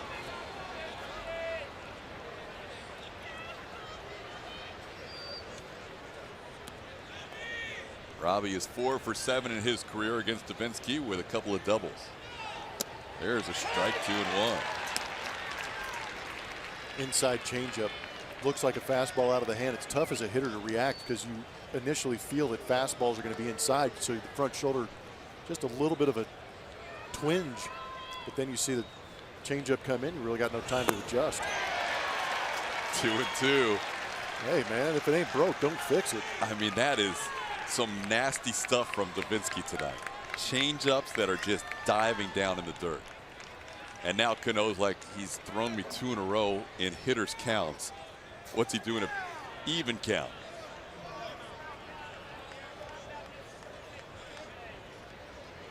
Two-two, top of the 10th inning. You elevate out of the zone. Try to back foot him. Now the count's full.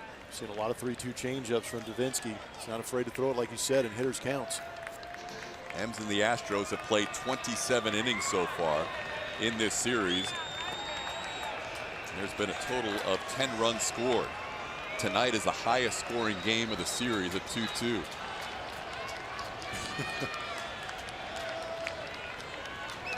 He got Cano chasing Davinsky with 3 no-hit innings. Can he pick up the win? If it's up to Carlos Correa with his walk-offs from last year, he'll try and do it again this year.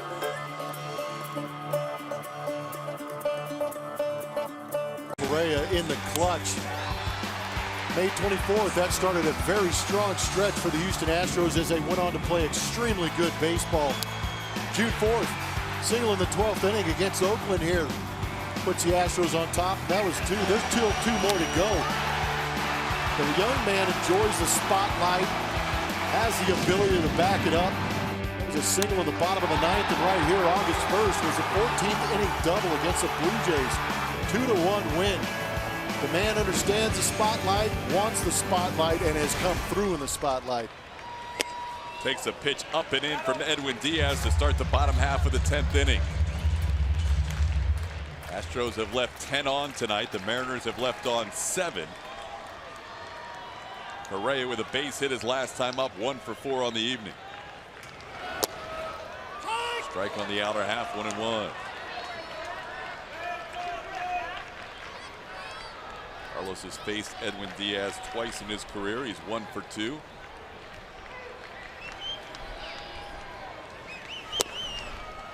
Slider catches the inside corner, and now Correa down in the count. Not necessarily located great, but tilts back-to-back good sliders.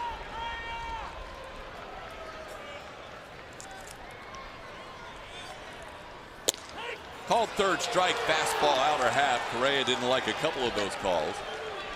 Has a word for Doug Eddings as he is the first out here in the 10th.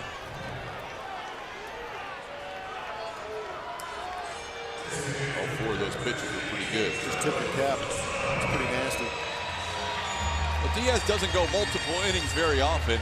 In fact, last year, after June 14th, he went 2 full innings only once. Working in his 2nd inning tonight. In that game where he went 2 innings or more, he lost his final outing of the year to the Oakland A's in a game at Safeco Field on October 1st. Pitch misses away. It's 2-0 to Beltran.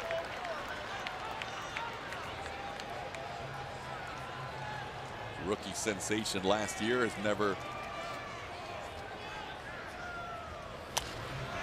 had a chance to pitch very much like in a Chris Davinsky situation where he goes multiple innings, as Beltran now with a 2-1 count.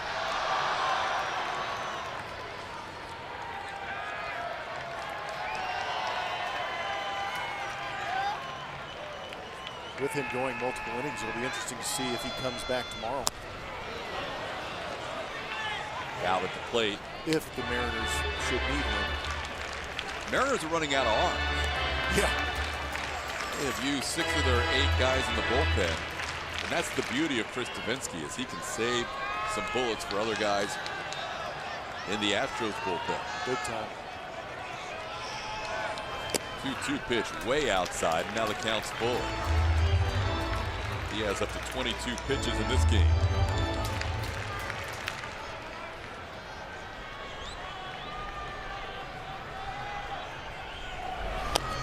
Off the end of the bat, this is perfectly placed. Beltran can jog to first with an infield hit. That's a peach, huh? Take that nasty slider and dribble it about 30 feet down that third baseline for a knock. You play long enough, you get a chance to get some of these hits. And we talk about contact all the time, avoiding the strikeout. But how about the recognition? I got this. Don't waste energy if you don't have to. That's that veteran experience coming into play. Hit it where they aim. So 1 out, 1 on. Bottom of the 10th, Yuli Gurriel takes a fastball for a called strike.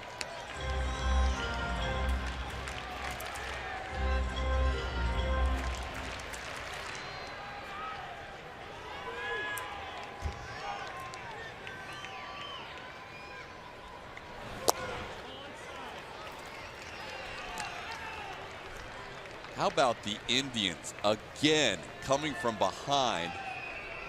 They were down to the Rangers heading into the 9th inning. Sam Dyson, 5 earned runs. They were down 6-4, and Dyson gave up 5. There's a ball ripped foul. Good swing. Lindor jumped him with a grand slam. How about that? That is crazy. This has been a devastating opening series for the Rangers. Well, how about opening up against Cleveland? My goodness, that pitching staff that they roll out there. You add Encarnacion to that mix. Brantley's healthy back out there, but don't forget about Lindor, who's been doing it for a couple years now, too. 3 for 4 with 5 ribbies tonight. 1-2 pitch. Gurriel goes around, and he is the second out of the night, or of the inning, excuse me. Well, Diaz picks up strikeout number 2. Now he'll face Evan Gattis. We were mentioning the ability for Diaz to bounce back after a lengthy outing. Last year he had 8 different occasions where he threw 30 or more pitches, and in none of those situations did he pitch the next day. He's up to 27 tonight. Breaking ball ripped to the right of Robbie Cano over the pitcher's head for the final out here in the bottom half of the 10th inning. We head to the 11th, still 2-all.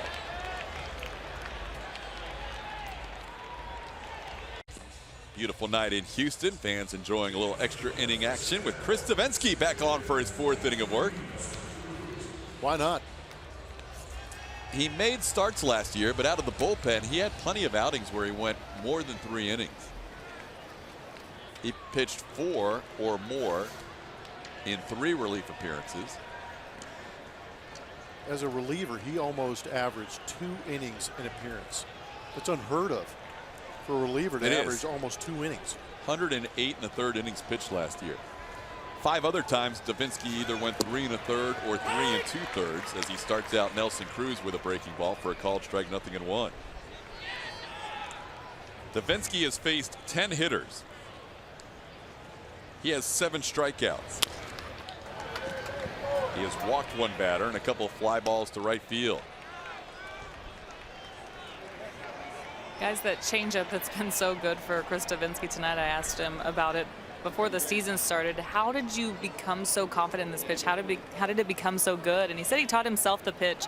He's picked up pointers throughout his career, but it's just repetition, throwing it over and over. He feels like it's a great pitch. He knows he can get swing and misses with it, but he knows that he has to keep working on it. Another thing, of course, that he was working on this spring training was that slider, but that changeup, really something. That's a close pitch to take with 2 strikes. Like a seam caught the outside edge. That could have gone either way. You don't want to give this guy extra strikes to work with. 2-2 the count to Nelson Cruz. 1 for 4 tonight with a double. On the ground, Bregman right there. 2 big hops and a high throw. Gurriel able to make the tag. Cruz says he missed him. Bregman frustrated with himself. We're going to get an umpire conference here as Corey Blazer and Doug Eddings meet near first base. This one's on the umpires. Originally called out by the first base umpire Blazer at first. Nelson Cruz hasn't left the bag. Some awkward moments. Good job by Yuli to elevate and stick in there and try and get him. Does he get him on that arm? Looks like he got the jersey. It could have. Yeah. I think there could be a lack of clear and convincing evidence to overturn this. Why you got to get all legal on me? Because I want to. Law and order and stuff. Because it's the 11th inning, and we got to get the right call here in the Astros' favor. My gosh, that was pretty technical, Todd. You nailed that one. No, I'm just thinking. I agree. You need something. You need something that's going to convince you to overturn the original. And was there something that absolutely shows that there wasn't a piece of that glove that got a piece of that jersey? There was the leather string on that glove hit a loose thread on Nelson Cruz's jersey. Here's another look. See if you can tell here. Just watch for a little movement from the jersey coming in from the left. You have no chance. Yeah. That can't overturn it. I don't know if this can either. I'm seeing a little bit. Right here in the pit. Right there. Yeah, that's got to stand. But then you've got to look at the jersey and the foot, because that was pretty close to the foot being on the bag before that tag. I wasn't even looking at that. I was just looking to see if he made contact with him. You were just waiting to tell me to look at it. Play under review. They're replaying it on El Grande here at Minute Maid Park. You're getting a couple of different reactions.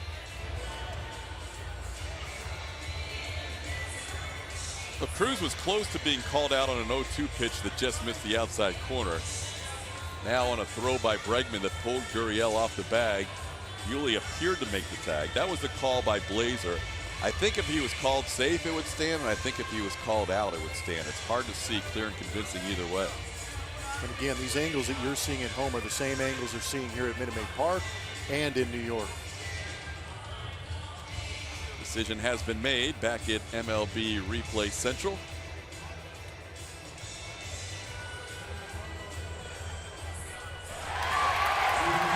All stands. Confirmed. How about that? They saw evidence that he actually made the tag. Good job, Yuli.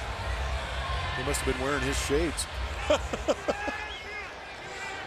That's a good look. Those new Snapchat glasses? Are they? Julia? Yeah, Julia would have a better. I don't know anything about Snapchat. All right. Well, we thought maybe you knew something about the glasses. They look sharp. 1 out. Nobody on. Here's Kyle Seager. Ball strike.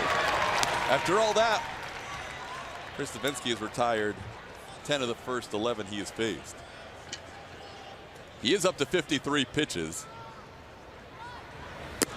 Last year, Devo threw more than 55 pitches in 4 different relief outings. 65 was his highest coming against the Blue Jays. That game he pitched innings 9 through 13. Ground ball, right side. Gurriel smothers it, takes it himself, and there's 2 outs. Nice play, Yuli. You know what I like about Yuli over there at first base, too? Is that when he picks up ground balls, he's thinking about taking it himself first. Kind of keeping the pitcher out of harm's way. Only flipping it if he feels that he ultimately needs to. Why add to the difficulty? Yeah, and it saves that pitcher a little bit, too. Seen some late breaks. We saw Felix Hernandez early in this series, maybe on a play where Valencia could have taken it himself. By the way, the King is fine, according to their manager.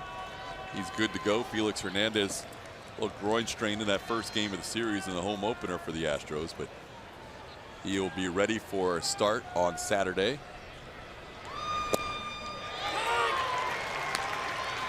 Davinsky with a 1-1 count. He has been outstanding, as Allison Ray notes on Twitter.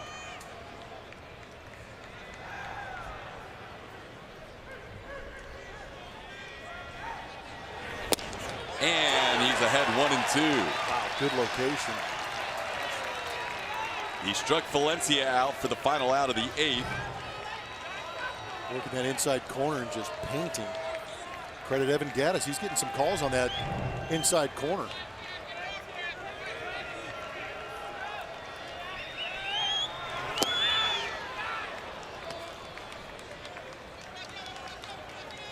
Two and two the count to Valencia. He has struck out 3 times in 4 at-bats.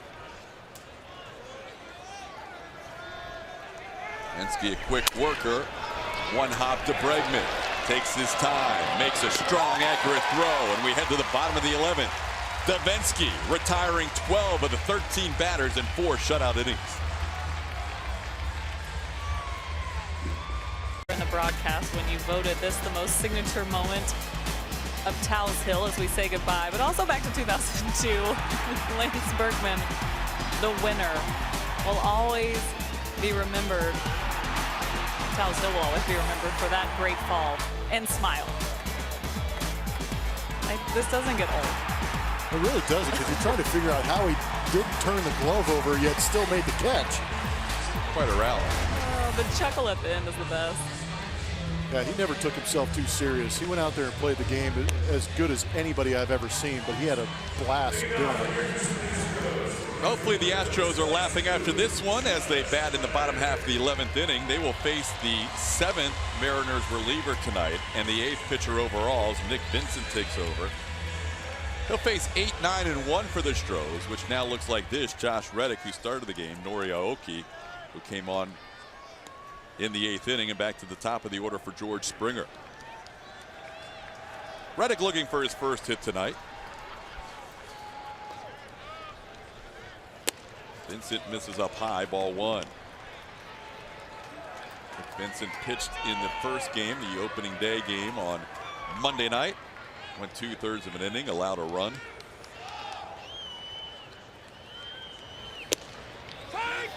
Called strike to Reddick, 1-1. The only guy left in the Seattle bullpen is a guy who has never thrown a pitch in a major league game. Chase DeYoung. 1-1 pitch on the ground past the shift in the right field. Reddick digging for 2. He's our leadoff base runner with a double here in the bottom half of the 11th inning.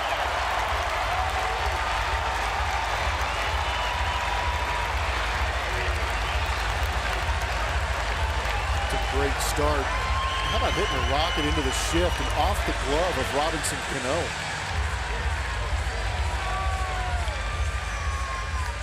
Down and in that lefty happy spot. It was kind of interesting. Watch Danny Valencia. Ball was smoked. He really didn't have much of a chance to break for it, but he shut it down because he knew that Robinson Cano was behind him, expecting Cano to make the play, and he doesn't. Off his glove, it actually helped out Reddick getting into second base. So Reddick at second, nobody out. Nori Aoki, who can handle the bat at the plate. Mariners going through their defensive signals. Got a bunt here, right? You would think the corners are expecting it.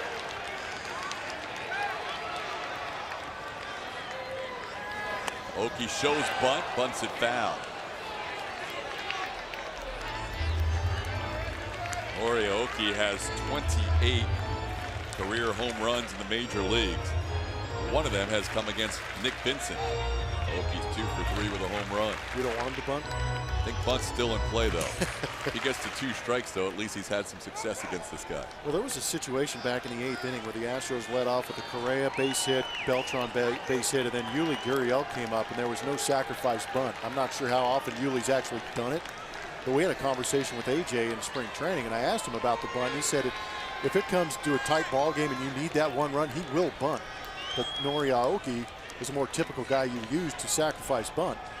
Showing it early, and this is way upstairs. 1-1.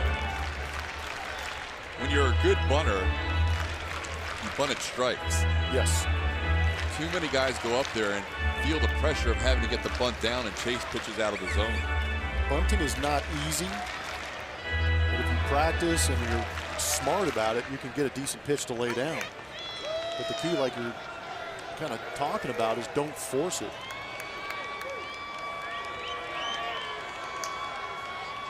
It's even tougher when you know everybody in the ballpark knows you're going to do it.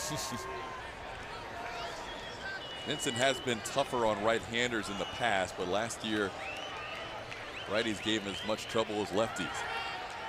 Pitch is bunted, back to the pitcher. Vincent's going to bobble and go to first. Looked like he had a play on Reddick, couldn't get a clean grasp of the baseball, and it goes for a sacrifice. Ideally, you're looking to bunt the ball to the corners, namely the third baseman in this situation. So the third baseman charges, opens up third base for the runner at second to get to third. Reddick hesitated because this ball is bunted right back to Vincent. Reddick hesitated. Vincent had a clear shot at third base, but with the hesitation and the bobble, opted to go to first base. So that worked in the favor of the Houston Astros. That is not where you want to bunt the ball. He is easily out if that's a clean transfer by Vincent. Easily. Instead, runner on third, 1 out, infield in for George Springer. Makes a called strike.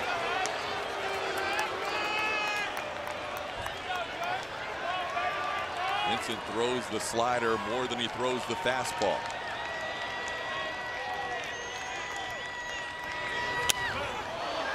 And he's ahead of Springer 0-2. Astros are in this position because of a George Springer 2 RBI double. Hang in there, madman. Stay with us. Yeah, Vincent throws that cutter slider around 51% of the time. Especially ahead of the count. In the air towards the line and right. Got a lot of hang time. Haniger in foul territory is going to let it drop. Interesting play. That would have been a tough play for him to make the throw home because he was not going to be in good throwing position had he made the catch. Yeah, the further he had to run, the more I thought it was going to let it drop. Obviously, if it's in fair territory, he's got to make a play on it. But I think he made the right decision because his momentum was taking him towards that foul line, and he wouldn't be in a good position to throw. I completely agree. There's a good look at the red light, green light, yellow light. Haniger, we've heard good stories about his range in the outfield, and he does have a decent arm. But again, you're going to test the young man with the speed of the Astros. On the ground with the infield in, Segura makes a nice play to get Springer. And that's a big out, 2 away here in the bottom half of the 11th.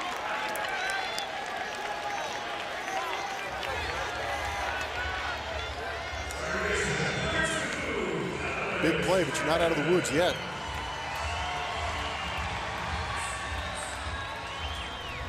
See the infield in. A little pull on the left. That's basically all Segura could do, because if he takes a deeper angle, that's an easy read for Josh Reddick to go home on. It's up to Alex Bregman with 2 outs.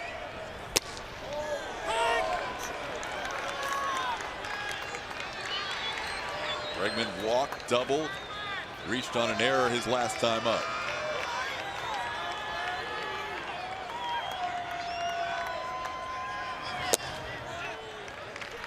That slider away, 1 ball and 1 strike. Astros have left 11 on tonight. Trying to wrap up this game in the bottom half of the 11th inning.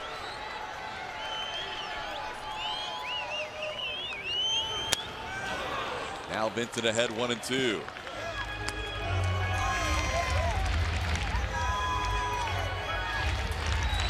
When Vincent pitched in the game Monday night on opening day, he faced Bregman, Altuve, Correa, and Beltran. He walked Alex Bregman. That was the first time these two guys faced off against each other.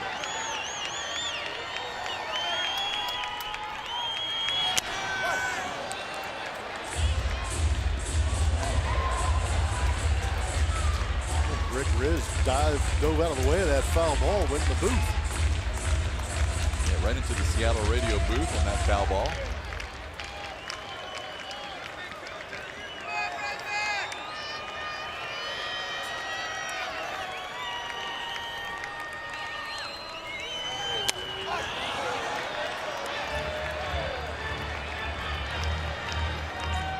As much as we talked about that slider, Vincent's really gone to the fastball here.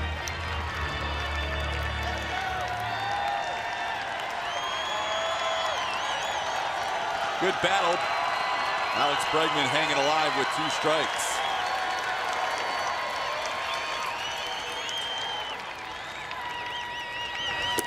In the dirt, 2-2.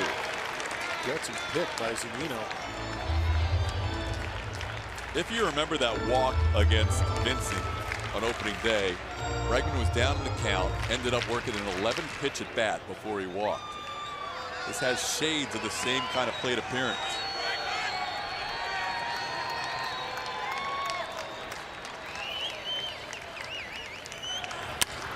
In the air to center field, playable. Leonis Martin waits for it.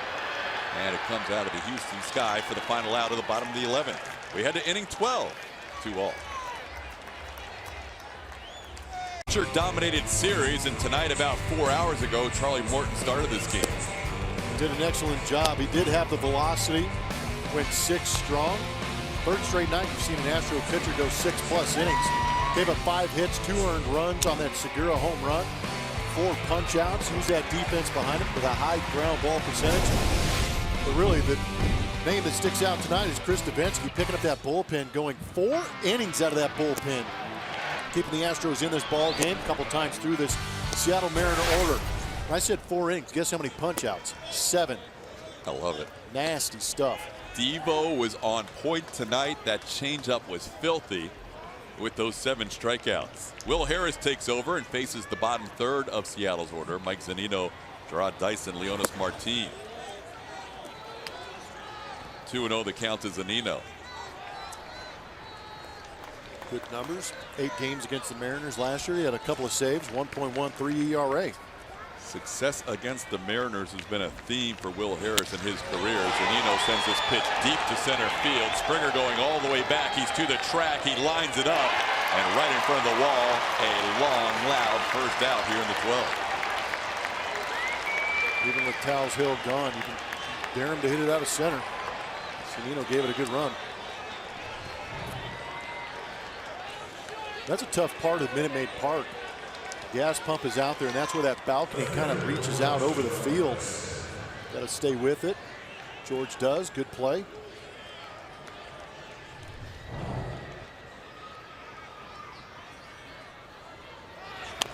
Dyson with a bunt. Gurriel gloves, bobbles, throws late. Dyson with great speed picks up a bunt base hit. That is the first hit for the Mariners since the Gene Segura home run back in the 5th inning. Dyson likes using those wheels. Saw a good bunt earlier. Keuchel made a great play on him. No chance for Will Harris right here.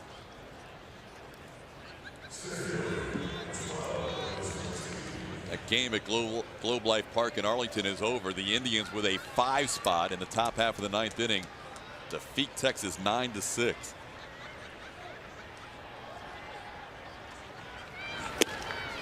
Big swing, no contact, nothing in 1.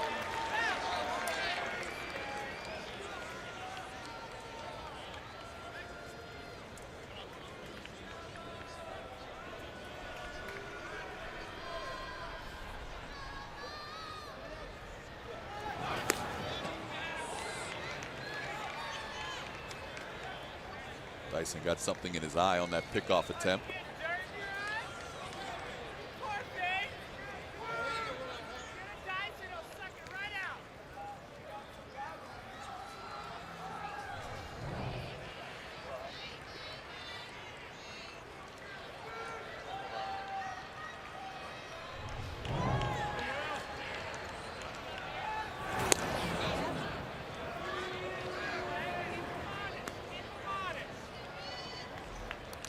2-2 game. We're in the top half of the 12th inning. So the Indians come back on opening day. They come back tonight. They sweep the series in Texas. Off day tomorrow. They are off and running to a 3-0 start. Astros hoping to match them with a win tonight in extra innings. And that is a difficult series for the Rangers to start the season, getting swept at home. Just interesting to look at that last couple games. Their bullpen has had the lead, but given it up. We were looking at Sam Dyson's numbers. So far, he's pitched 1 full inning. 2/3 of an inning on the first loss with 3 earned runs. Tonight, 1/3 of an inning and 5 earned runs. So 8 earned runs in 1 full inning for Dyson with the Rangers. Pickoff attempt at first. This Dyson, Gerard goes back safely. What Chris Davinsky did certainly helps the Astros' ability to win this game, but it also sets them up for tomorrow too in the final game of this series. 4 innings of shutout baseball, saving the bullpen. There goes Dyson. The pitch is bobbled, and no throw by Gaddis. Stolen base for Dyson.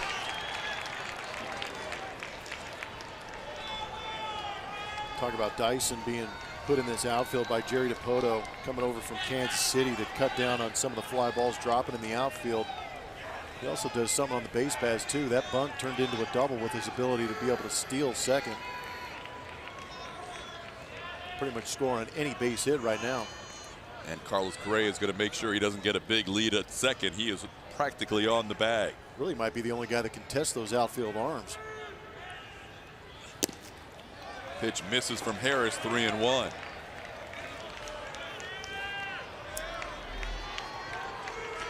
Harris was very good in the second half of spring training.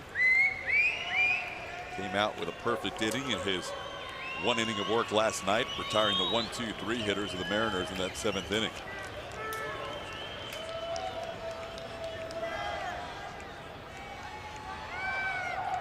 There goes Dyson for third. Ball is popped up. Alex Bregman should have a play, calls everybody off, and there's 2 away.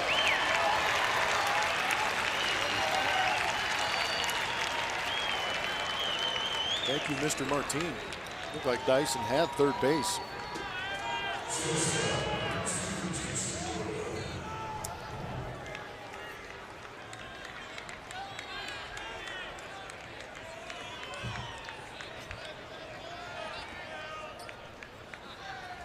So now it's Harris on Gene Segura. 2 outs, runner on second base.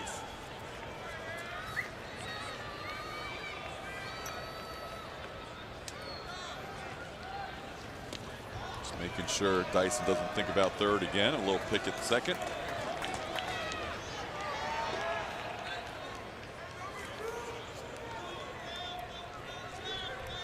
I'm not sure. I thought Altuve was making sure he didn't steal that patch of dirt behind second.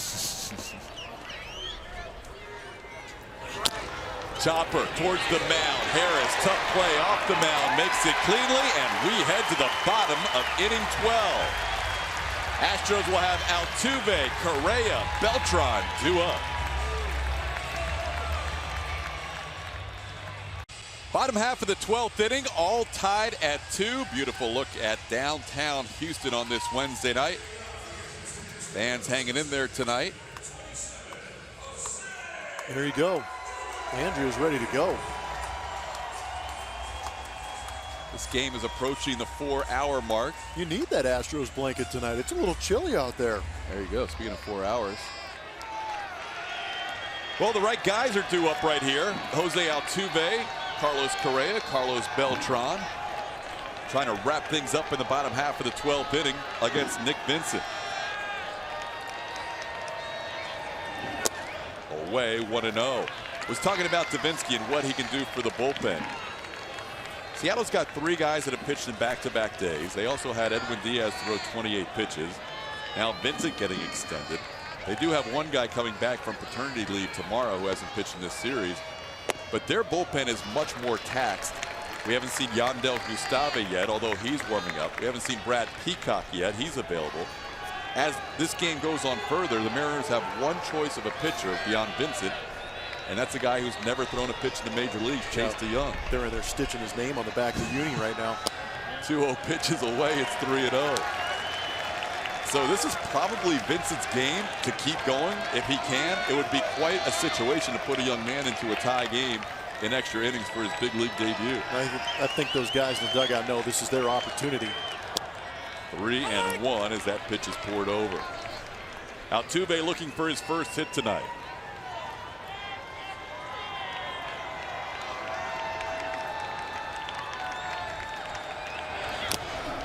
Ooh. That was a good rip. Yes. 3-2. Jose wouldn't mind seeing that pitch again. I wouldn't mind seeing Altuve see that pitch again, hammer it.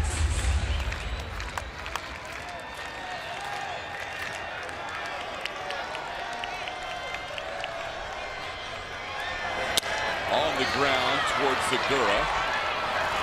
And there's one out. Tough night for Altuve, now 0 for 6. Well, since the 5th inning, the Mariners have just one hit. Since the 6th inning, the Astros have 8 hits. Astros have had many more opportunities to win this game late than the Mariners, but here we stand 2-2 in the bottom half of the 12th inning. Correa batting for the 6th time. He has a hit in 5 at-bats.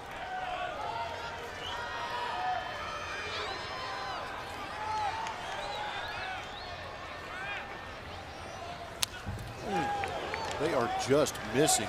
Wow. Baseball is a crazy game. Carlos just under that pitch, 0-1.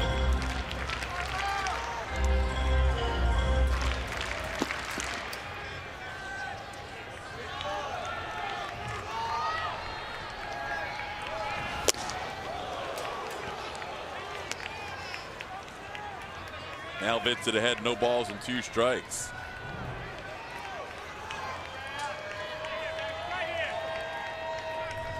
Man. Correa drove in a run against Vincent in game 1 of this series. Sac fly to center field. Doesn't chase there, 1-2.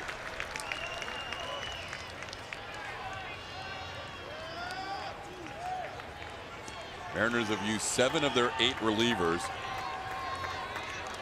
Thanks to Chris Davinsky, Will Harris just the 4th reliever used by H.A. Hinch. Reyes stays alive.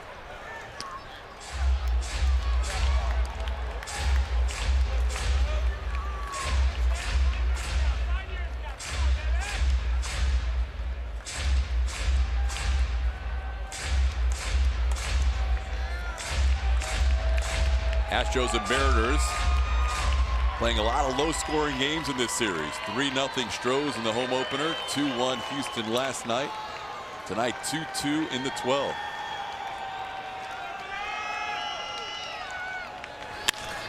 On the ground, diving stop Segura from his back. Not in time. Wow. Correa beats it out.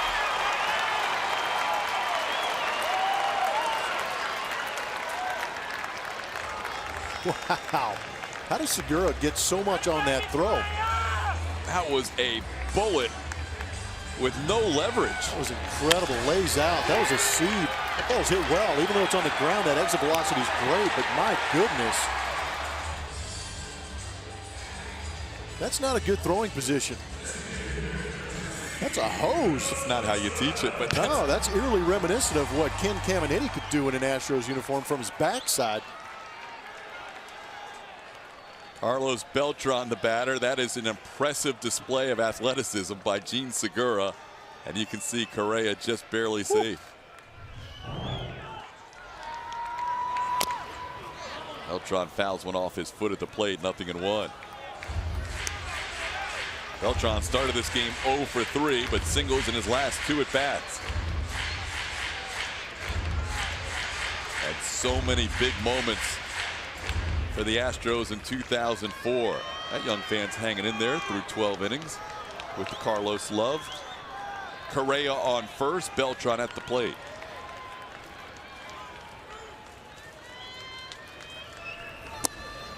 Low, ball 1, 1-1.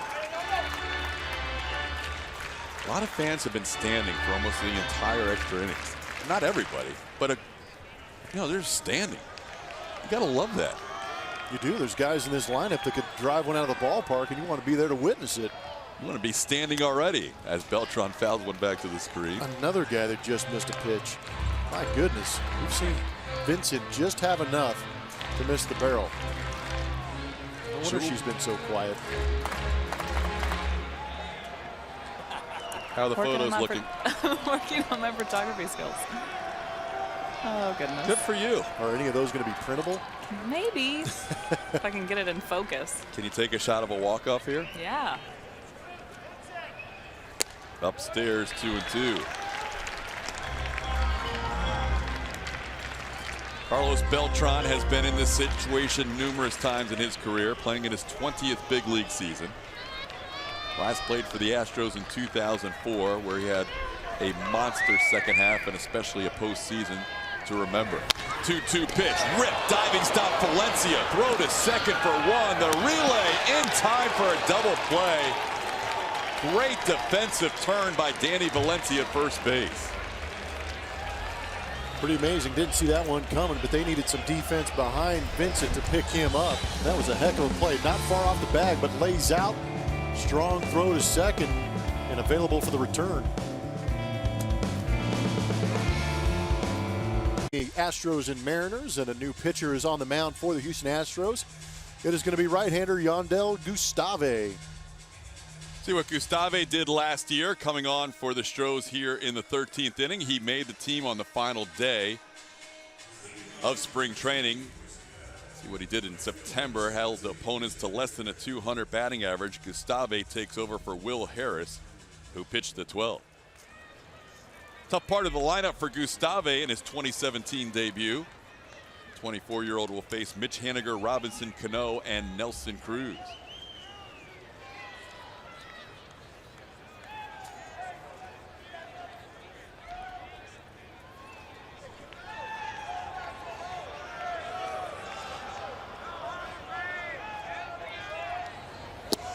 Haniger takes a called strike, 0-1.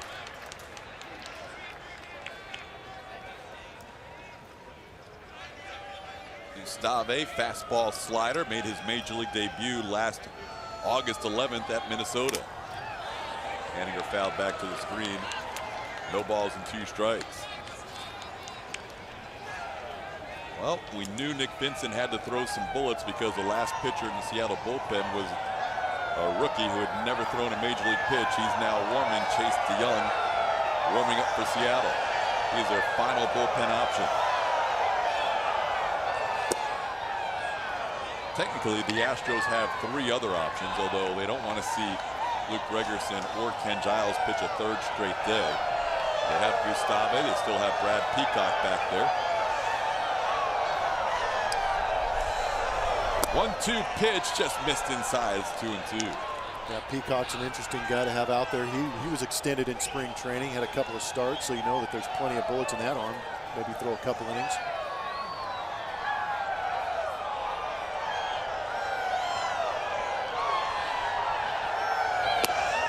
Just misses the corner, and now after getting ahead 1-2, the count's full.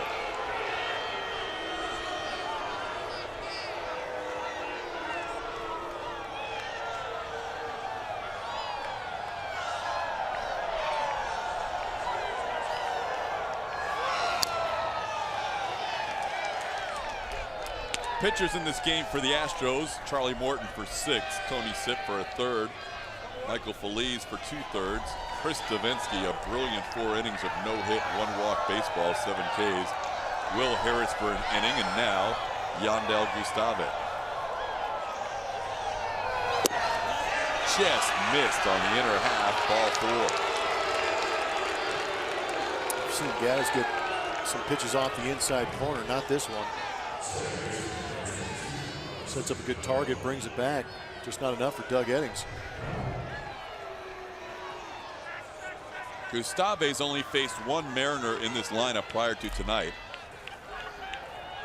That's Mike Zunino, who won't bat for another 5 batters in this inning.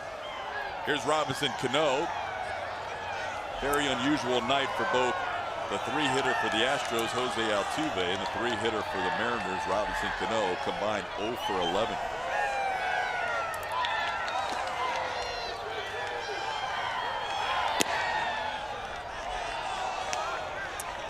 Robinson Cano, Nelson Cruz, Kyle Seager, runs responsible for in 2016. These guys are their offense. They were the offense last year. They had a couple of key guys in that lineup that helped out, but they have been traded in for some defense. So a lot of the Seattle Mariner offense is going to rely on those three guys. Gustave missing again. It's 2-0. So he got ahead of Haniger 1-2 and walked him, and now he's behind Cano 2-0. This is a dangerous spot. And you see what the big three have done in this series. Only 3 hits out of all 3 of them. None of them have gone to Nelson Cruz.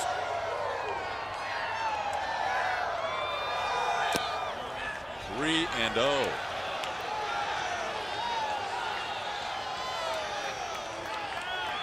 Gustave last year in 14 appearances, 15 in the 3rd innings. Only walked 4, but tonight he's walked 1, and he's behind 3-0 on Cano.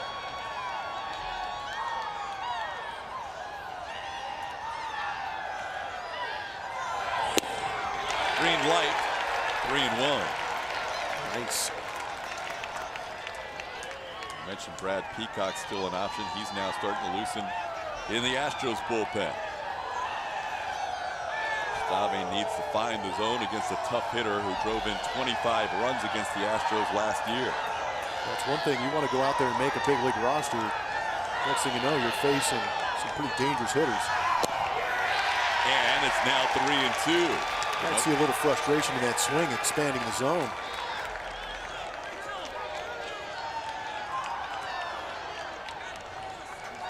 Even the best find this game hard.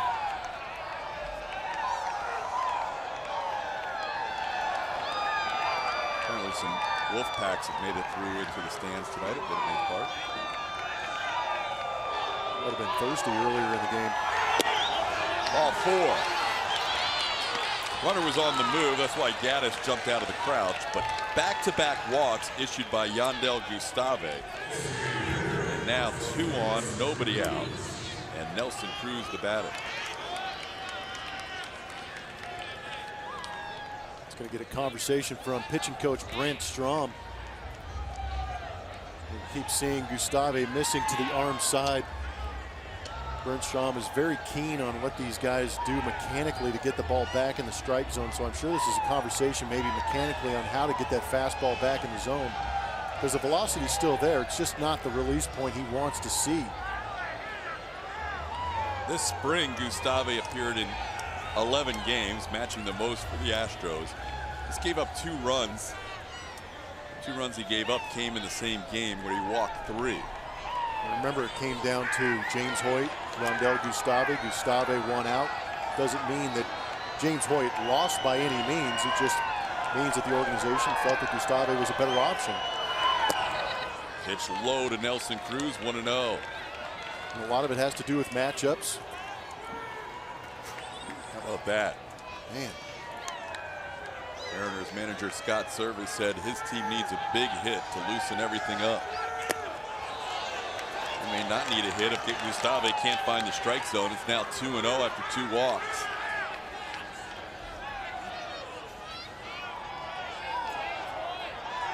Yandel Gustave, 2017 debut.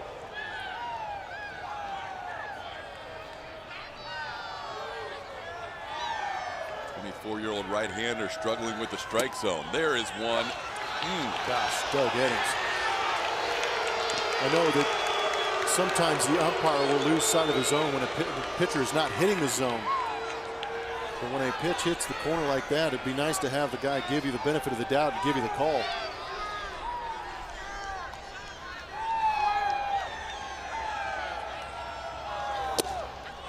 Four-pitch walk. 3rd one looked pretty good. The other 3 were not close, and A.J. Hinch has seen enough after 3 straight walks from his right-hander Yandel Gustave. He is going to go to Brad Peacock here. Bases loaded, nobody out, and Gustave is going to leave the game here in the 13th inning.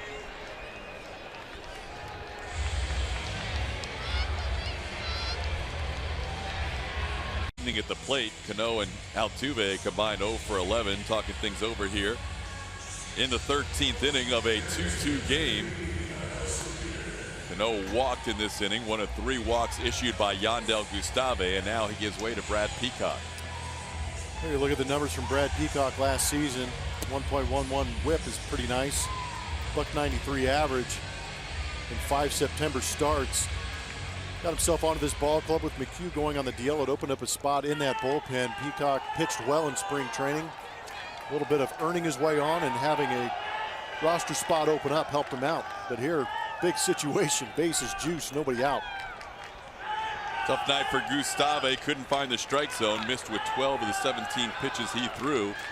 He's responsible for all 3 on base, and now a bases loaded, no out situation with the infield in. Kyle Seager, the batter. Inside, ball 1.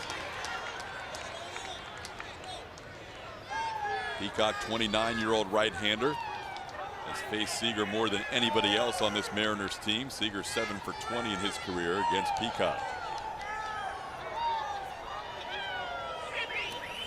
Gets by the catcher Gaddis, and he turns around and fields it and does not allow the runners to advance.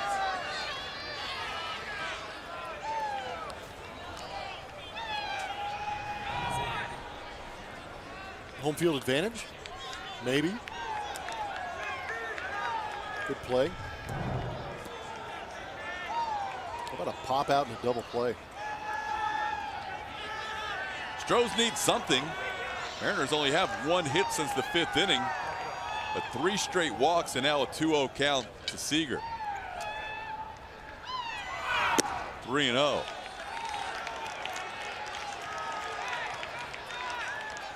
They are not making the Seattle offense earn it here in the 13th. That's the theme this year, earn it.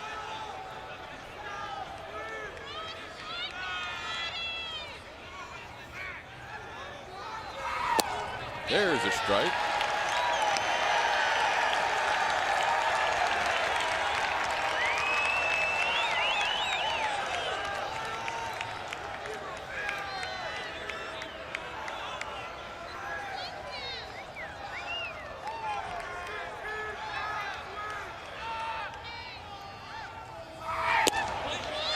Bases loaded walk, 4 straight walks to start the 13th inning.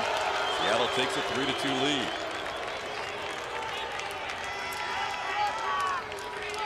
To be honest, I didn't see this coming.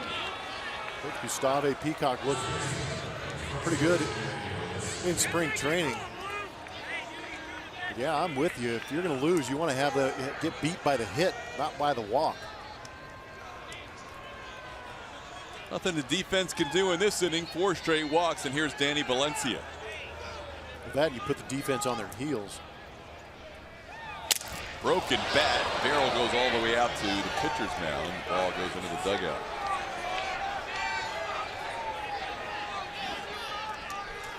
I mean, they're getting beat, and they're just getting absolutely destroyed on the inside.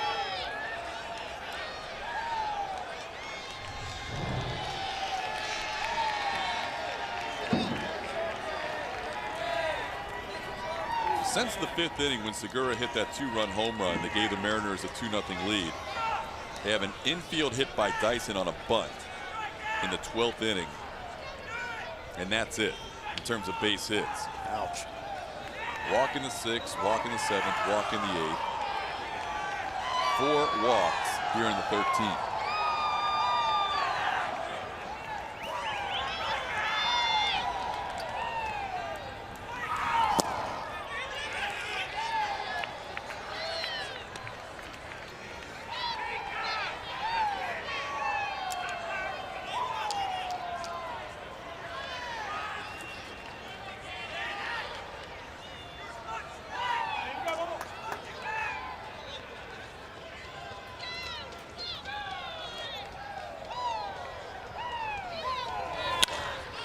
In the air, center field. Not very deep. Springer comes on. They're not going to challenge the arm of George Springer as he throws it on one hop into Yuli Gurriel, and that's a big out for Brad Peacock.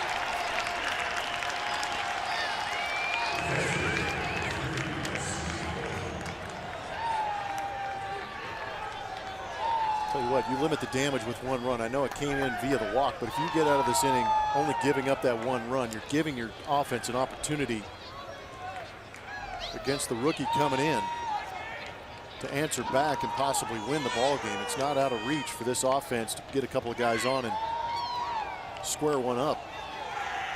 You wouldn't mind seeing a ground ball towards the middle of the infield with the shift. That could turn into a double play.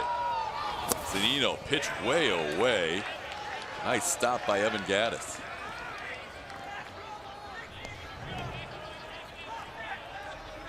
Wow, some of that lateral movement that he had been working on in spring training.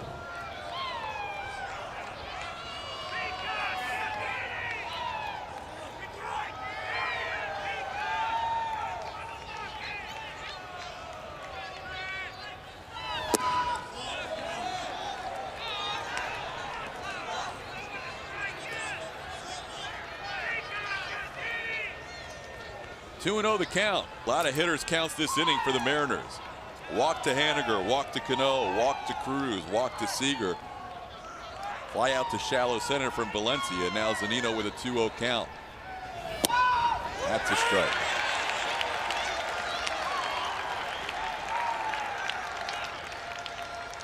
How about that? Fastball hitter and a fastball count takes the fastball. Trying to make the Astros throw pitches over the plate. It's been a tough zone to find in this top half of the 13th inning. There's a strike, 2-2. Peacock, who came on with the bases loaded and nobody out, can limit this to a 3-2 lead heading to the bottom half of the 13th inning. Don't forget, Chase DeYoung's never pitched in a major league game, and he is warming up as the last option in the Seattle bullpen.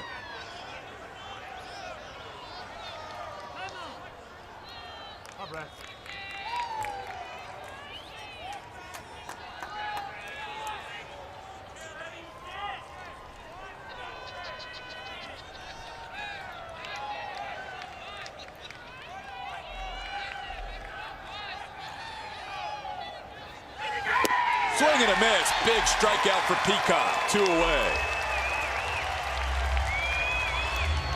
Nicely done. Big situation with the bases loaded. Peacock bouncing back after walking in the run, but just blowing the doors off Zunino with 3 straight fastballs.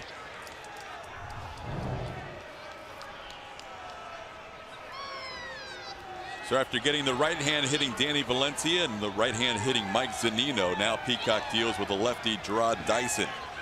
Bases loaded, 2 outs after 4 straight walks. Have given the Mariners a 3-2 lead. Dyson with a bunt hit and a stolen base his last time up.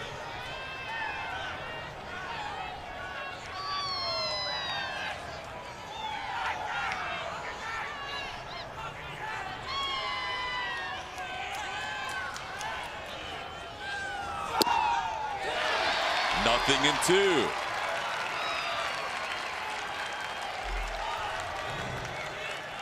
Some better command of that fastball. That is a pitcher's pitch.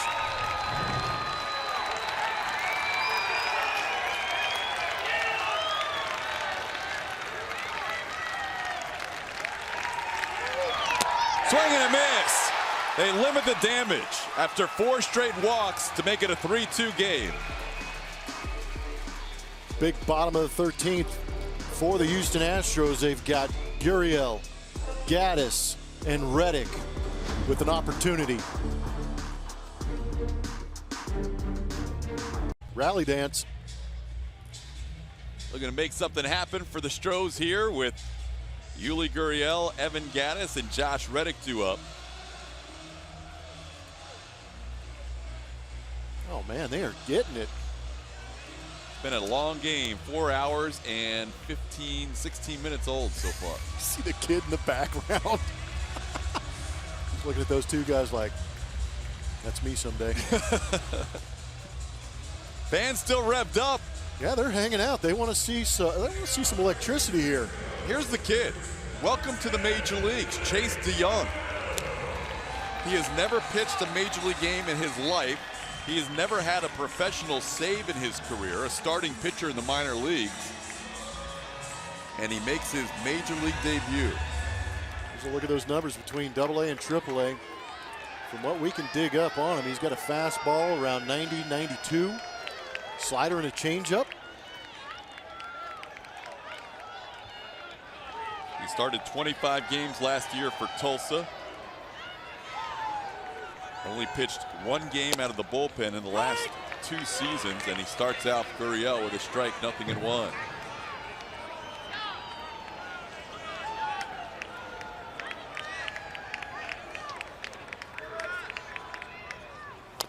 Off the end of the bat, DeYoung will make the play himself, and there's 1 out.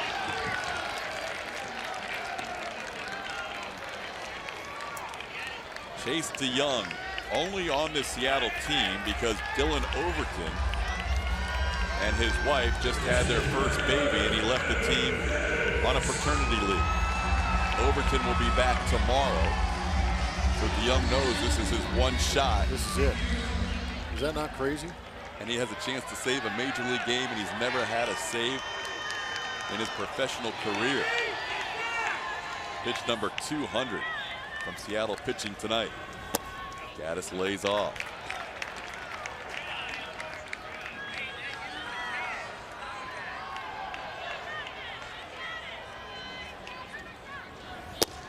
Away, 2-0. This young man is 23 years old.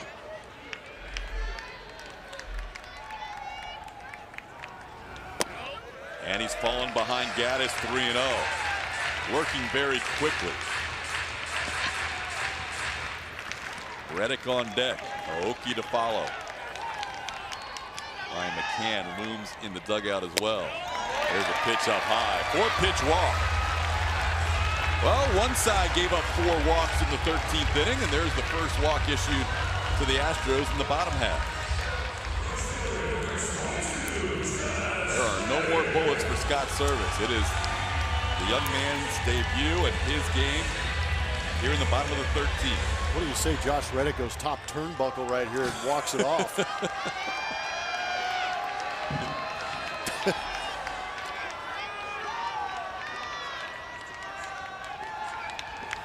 Reddick, after not hitting a spring home run, hit one in the exhibition series against the Cubs to wrap up the Texas part of spring training after no home runs in the Grapefruit League. This kid has missed on 5 straight pitches now. Nerves might be setting in a little bit. That's what's tough as a hitter. You know the guy's been all over the place the 5 pitches previous, but you got to make sure you keyhole right here. And if you do get it, don't miss it. On the inner half, a strike. Don't forget, the boys out in center field have been waiting a long time. And the Astros postgame show will follow this game. Brett Dolan, Mike Stanton, talking about Charlie Morton, Chris Davinsky, and others. 1-1 pitch popped up, foul territory. Cano calls off Valencia. And the Seattle second baseman puts it away for out number 2. Tonight's player of the game is brought to you by Academy Sports and Outdoors. It is Chris Davinsky. He did a phenomenal job picking up this bullpen. After Charlie Morton went 6 strong, they needed some relief help in this tie ball game, and it was Chris Davinsky. Racked up 7 strikeouts in 4 innings. Walked 1, but other than that, nobody touched him. Did a great job keeping that ball down. The changeup looked amazing this evening.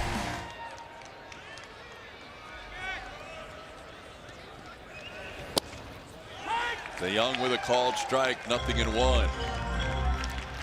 Aoki batting for the 3rd time tonight. He walked, and he had a sacrifice bunt his last time up, so no official at bats.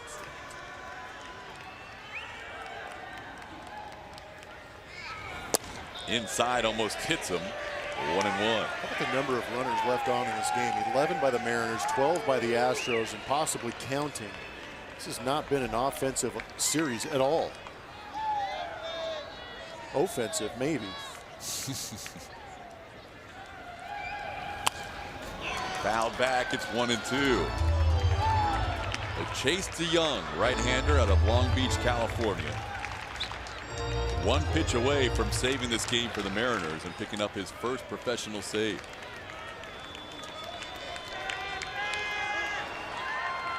in his major league debut. Aoki with a count of 1-2, trying to hang in there. Ground ball, left side, base hit, past the diving Seager into left. Astros have life, first and second, 2 outs.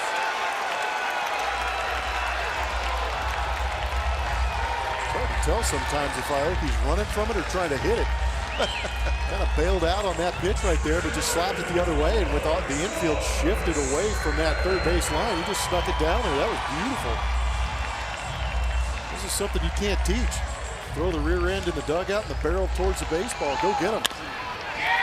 Gosh, that is some kind of special. Gaddis represents a tie game on second. Aoki, the game winner on first. 2 outs. George Springer. Away, 1-0.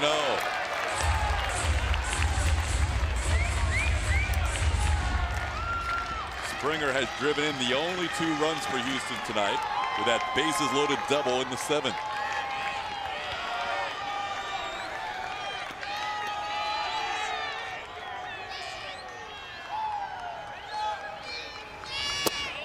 Two and 0.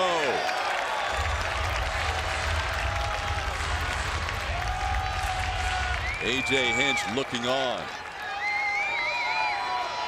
These fans have stayed around a long time tonight looking for a dramatic 13th inning walk-off. How's your voice feeling? You ready for this? Hitting the cough button a few times. You're ready for this, Rowan, right here, though. You feel it on this pitch. Kind of feeling it.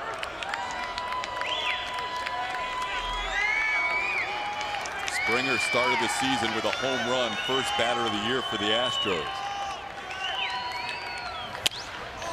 Popped up, foul territory, drifting and going into the crowd.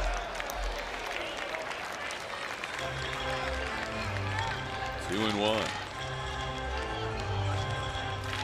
I've been nervous on too many foul balls. I was kind of anxious on that one. I thought Valencia was going to have a shot. I'm glad it drifted a little bit. Still a hitter's count. George has got to be thinking on that outer third. I'm not sure the rookie wants to throw anything middle to middle in. But George has plenty of pop going to the opposite field. We've seen it in a lot of spray charts. Tried to hold up, he went around. Once again, the Astros down to their final strike. Still got 1 left. Again, that might have been a situation where he was guessing, guessed right, just couldn't lay off.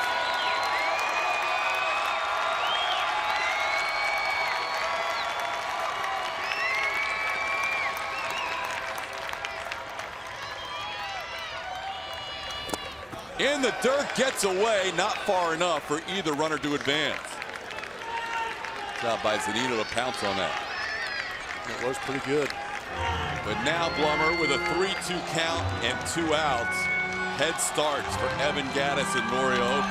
And right now you're thinking gap to gap. Zunino again on a breaking ball. Didn't really go down to block it, tried to pick it. But right now George is thinking up the middle from gap to gap. Left center field, right center field with the runners in motion. Aoki can run a little bit. Just want to see some open territory out there and let Aoki run. The Young in his major league debut with a 3-2 pitch coming, 2 runners on, trying to protect a 1-run lead. High fly ball to left field, all the way back, and gone! Walk it off, George Springer. Astros down to their final strike twice in the bottom of the 13th. They're 3-0.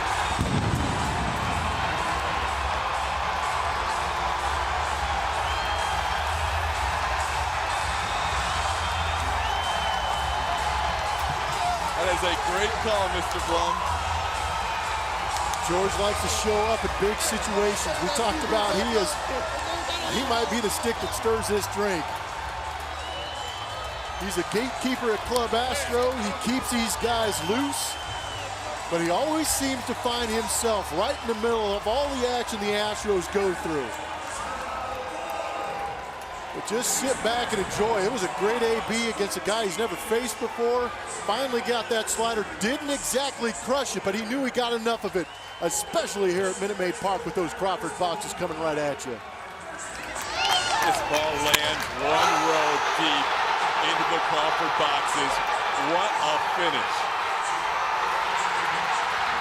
What a dramatic moment for George Springer and the Astros. I just love the enthusiasm of George. We talked about how his talent can overwhelm the game sometimes. Right there it did. Ability, enthusiasm, and you think this team hasn't come together really quick? Look at him right here, having some fun. Guess who Julia's standing by with? Thanks a lot. We're letting George catch his breath. You're down to your last strike right there. How do you get a hold of that one? Just trying to get something up in the zone. And I went down after a curveball 2-1 and just trying to get to the next guy and end up hitting a homer.